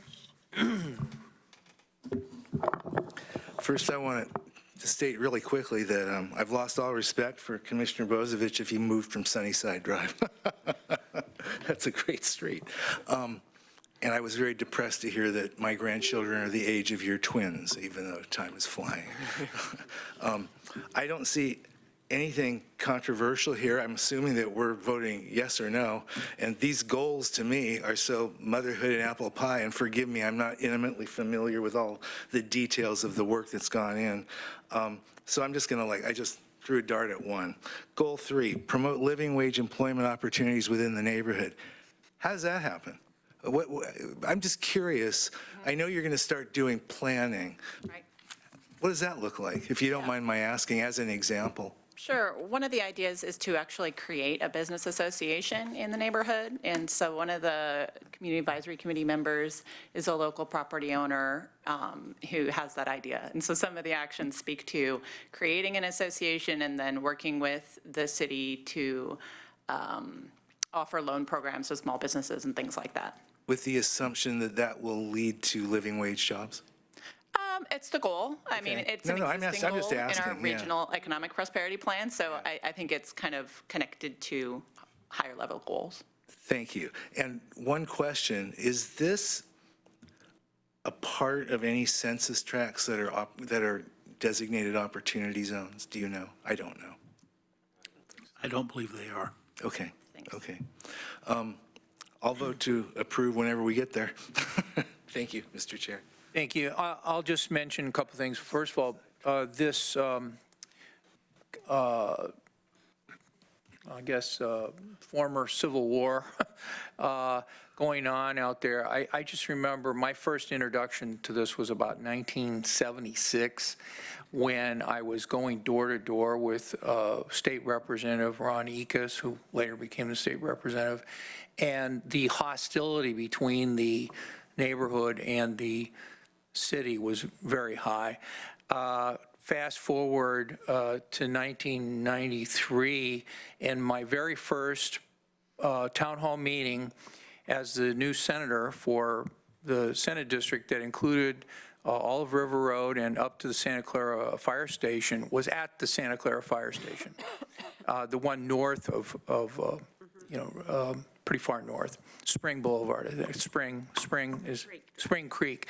And that was my first real full blunt. And 2 years later, Representative Kitty Piercy and I worked on a bill to try to restrict the forced sign up of the sewage system. And the thing was still going full force at that time. So the idea that you've got now a city, county, and the neighborhoods working with the city and the county is really a great thing. I appreciate it. I do have one question, and that question is, I don't see any bridge across the Willamette River. Did you leave that out? Was it outside the study area? You don't want to do it? You do want to do it, but you don't want to tell people you're doing it? What's the reason that's not there? So there have been people who've, at our public forums, we take all ideas. Yep. And there absolutely have been people who have been interested in an additional bridge. There is an ODOT project coming down the pipeline, which is going to change the Beltline Bridge and provide a local access bridge on the north side of that same bridge. That's the only bridge that's in the pipeline for something that's going to be happening that I know of myself. I know that the county has looked at a Beaver Street extension or other possible road incursions further north, but there haven't been findings that support being able to do that. So if we can't get a Beaver Street extension, I'd be flabbergasted if we could figure out how to get a bridge further north over the Willamette River.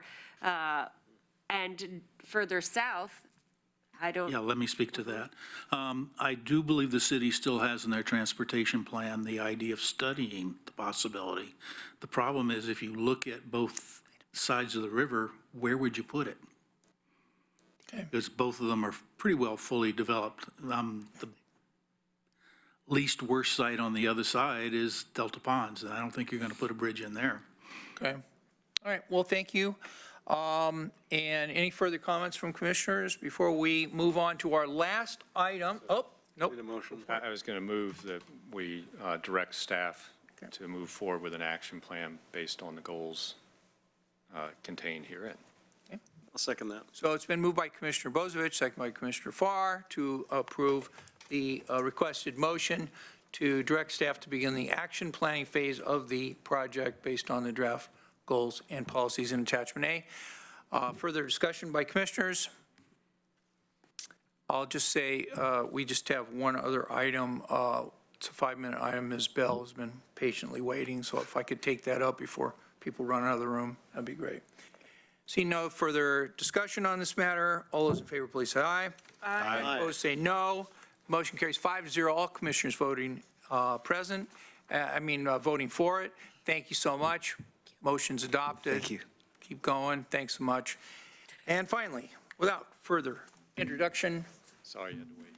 she couldn't be happier that her afternoon wasn't ruined by this.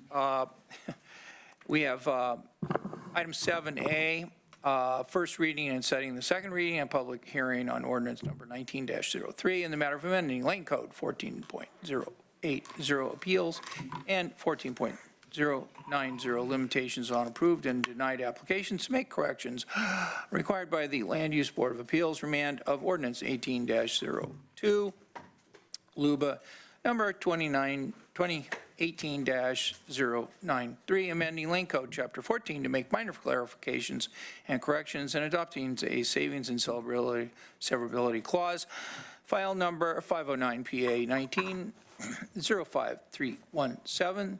This is setting a second reading and public hearing on June 11, 2019 at 1:30 p.m. With us to discuss this important matter is Amber Bell, Interim Planning Supervisor. Welcome, Ms. Bell. I'm sorry, I missed that. Could you? I missed that. Thank you, Chair. Commissioners, today staff is requesting that the board make a motion to approve the first reading on ordinance 1903. In short summary, the ordinance is intended to address items that were the basis for the Land Use Board of Appeals remand of ordinance 1802 that the board adopted on July 10th. That was the Chapter 14 modernization project. There's a couple of items specifically that we will be proposing to make corrections on, and I'll provide a full summary of the staff report on June 11th. We are requesting also to set the second reading and public hearing for June 11th, and that it would be a time certain item at 1:30 p.m. That concludes. Okay. Further discussion or motion? Chair. So I have a question because this is dealing with the remand. My understanding, there's a bill in the legislature right now that's been amended to address the one-year renewal issue. And it's passed one of the houses and apparently is working its way through. Would it be premature for us to do the addressing of the remand till we find out whether that legislature gets passed and signed, or should we be delaying action on this till after sine die and maybe getting some consultation from Alex about what the status of that land use bill is? Because it greatly changes what we need to amend versus not amend. Yes, thank you, Commissioner Bozievich. That's a good question. We have been aware that there were some amendments proposed in a House bill just recently. I think it was like May 9th. And so I can certainly look into that and check with County Council and with Alex Kyler to see what the status of that is and what the impacts of that could potentially be on the proposed amendments. There's at least one other required correction per the LUBA remand to the appeal submittal requirements. I guess we can also move another reading on June 11th if it looks like that's moving or something. I was going to mention that it seems like it's a good idea to set the public hearing and discuss it and whatever is available at that time, and then if necessary, roll it into the future. Any further questions, comments about this item? Commissioner? Just briefly on the same subject, I have actually been in conversation with Alex Kyler about that particular amendment and bill. It seems to have movement. I don't think we need to hold this up in particular, but I do anticipate that could potentially go through. It would basically change the amount of amendments or re-permits that people can apply for. But hopefully with the timing of this, we can incorporate that in before this is concluded. And if I may add, I can look at the timing proposed as part of that House bill as far as when it would become effective. I suspect after the 2019 legislative session that we'll be returning with a number of housekeeping amendments to chapters 14 and 16 and potentially other sections of Lane Code. Okay, motion?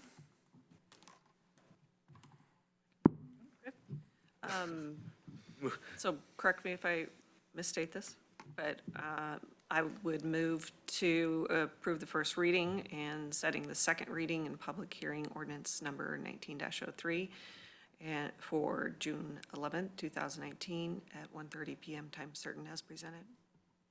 Second. Okay, it's been moved by Commissioner Buck, seconded by Commissioner Burney to approve the first reading and to set a second reading and public hearing on ordinance number 19-03 as previously read. The hearing will be scheduled June 11, 2019, 1:30 p.m. time certain. Further discussion? Seeing none, we are ready to vote. All those in favor, please say aye. Aye. Aye. Opposed, say no. The motion is approved. Public hearing will be on June 11, 2019. All commissioners voting yes. No commissioners voting no. The hearing will take place. Thank you so much. And I think we can take a recess unless there's something else. Okay, well, we had 47 signups, a record today, and we are out of here a mere 30 minutes behind schedule. So we are in recess till 1:30.